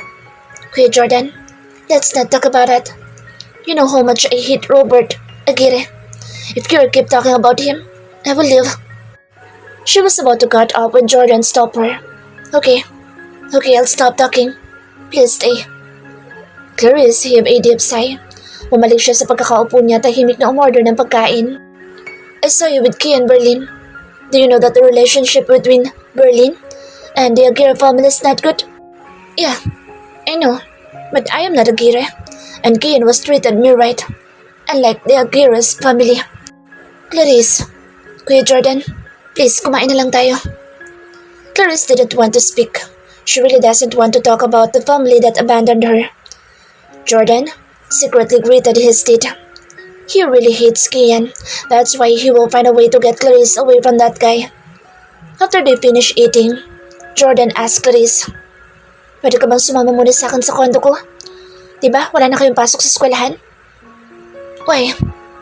Napaisip naman si Jordan na idadahilan niya. Naiwan ko kasi doon ang pasalubong ko para sa'yo. Sa pagmamadali ko ay hindi ko na nadala. What kind of pasalubong? Something expensive. And I know na magagamit mo yun sa pagtuturo. Really? Yes. Okay. Clarice immediately agreed. Napatitig naman si Jordan kay Clarice. Your place was so beautiful, Kuya Jordan. Really? You can leave her if you want. Pahaging ni Jordan. Wala namang kaalam-alam si Clarice kung bakit siya dinala ni Jordan sa kondo nito. Ang totoo ay para iiwas siya kay Kian. Mainutusan kasi si Jordan para alamin ang mga pinagkagagawa ni Clarice. Kaya nalaman niyang kada alas 6 ng hapon ay pumupunta si Kian sa place ni Clarice. At doon kumakain ng hapunan. I like my place more. Mas sanay akong tumira sa simpleng bahay lang. You're an Aguirre too, remember? You're just very stubborn and don't want to accept the things I give you. This condo, I can give it to you if you want. It's just that mas komportable ako sa place ko. You know that I don't want to spend any single coins from the Aguirre family. Napailing si Jordan. Talagang napakadagas na ng puso ng kapatid niya. Sabagay hindi niya ito masisisi. Buong buhay nito ay puro kalungkutan ang naranasan sa kamay ng kanilang ama. Dito ka na magapunan. I can cook for you. Jordan said. Hindi pwede. Pagtanggi ni Clarice. Why? Wala ka namang kasama sa apartment mo. Wala ka na rin naman pasok sa school mo, right? So bakit hindi pwede? Napaisip naman si Clarice ng pwedeng idahilan. I have food there, kuya. Kapag hindi ko yung nakain, ay baka mapanis lang. Isa pa, kailangan ko rin mag-prepare for my graduation ball. Alibay ni Clarice, kahit nasa isang araw pa naman talaga yun gaganapin. Basta, dito ka lang magapunan. Ihahatid kita after dinner, okay? Pero, no buts, okay? Wait for me here. I'll just get my gift for you. Jordan decided. Napahinga na lang na malalim si Clarice at pinagmasdan ng Kuya Jordan niya habang paakyat sa hagdanan. Napakagat siya sa gilid ng kanyang labi na maalala si Kian. Sabagay, ngayon lang naman siya hindi makakakain sa place ko, right? Pwede naman siya doon na sa mansyon nila kumain. Mahina kausap niya sa sarili. Pagbaba ni Jordan ay dala na nito ang pasalubong para kay Clarice. Iniabot nito kay Clarice ang maliit na kahon na may maliit na ribbon sa ibabaw. What's this? Open it for you to see. Maingat na binuksan ni Clarice ang maliit na box. A necklace? Gilalas ni Clarice. Napakunot ang noo niya. Akala ko ba magagamit ko sa pagtuturo kung iraregalo mo? Pero ano to? You can wear it anytime. I'm sorry, Kuya Jordan, pero hindi ko ito matatanggap. I know. How much is this? She handed it back to Jordan, but Jordan refused and gave it back to her. Walang kinalaman ang Aguirre family sa ipinambili ko niyan. Pera ko ang ginastos ko dyan. Please, accept it, Clarice. Jordan sincerely said. Kinuha ni Jordan ang kwintas at sinuot sa leeg ni Clarice. Wala nang nagawa si Clarice at pumayag na lang din dahil alam niyang hindi rin naman titigil si Jordan hanggat hindi niya tinatanggap ang bagay na iyon. Pero thanks for this, kuya. Thanks for accepting it, Clarice. After they finish eating dinner, they watch movie together. Ipinalay ni Jordan ang paboritong palabas ni Clarice. Nagstay pa siya ng halos 2 oras sa condo ni Jordan. Ngunit pagkatapos ng pelikula ay nagpahatid din siya kaagad sa kanyang apartment. Bye kuya, thanks for today. After she said this, Jordan immediately drove away. Naglakad na si Clarice papasok sa kanyang apartment nang may biglang umilaw na sasakyan sa kabilang parking lot. Nasilaw siya sa ilaw kaya napatakip siya ng kanyang mata. Where have you been? Kian said coldly. Kian? Did you stay here for a long time? Gulat na sabi ni Clarice. Hindi niya akalain na hihintayin pa siya nitong makauwi. Where's my dinner? Bakit hindi mo ako pinagluto? Napaawang ang labi ni Clarice. Hindi ka pa kumakain ng dinner? What do you think? Kaya naman, pwede ka namang umuwi sa inyo at doon ka kumain ng hapunan, di ba? Ba't kailangan mo pang gutumin ang sarili mo? Napatitig sa kanya si Kian. Lumamlam ang mga mata nito at mumuntong hininga. Alam mo naman kung anong dahilan, di ba? Malungkot na saan nito. Bigla tuloy na konsensya si Clarice. Pagtingin niya sa oras ng cellphone niya ay pasado 10:00 na. Okay, I'll cook for you. Hinila ni Clarice ang kamay ni Kian paakyat sa apartment. Minuksan niya ang pintuan gamit ang kanyang susi at pinapasok si Kian sa loob. Upo ka na muna. Tatawagan na lang kita kapag tapos na ako magluto.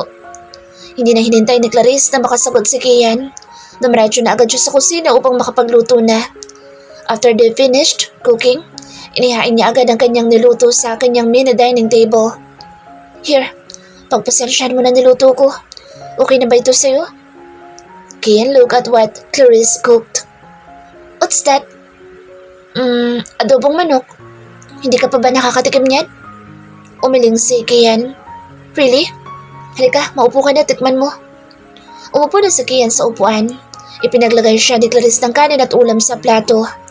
Habang inaasikaso siya ni Clarice ay nakatitig lang siya sa dalaga at palihim na nilalanghap ang mabangong amoy nito.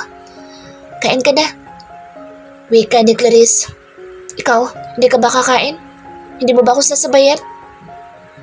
Kian, kumain na kasi ako kina Kuya Jordan kaya busog pa ako.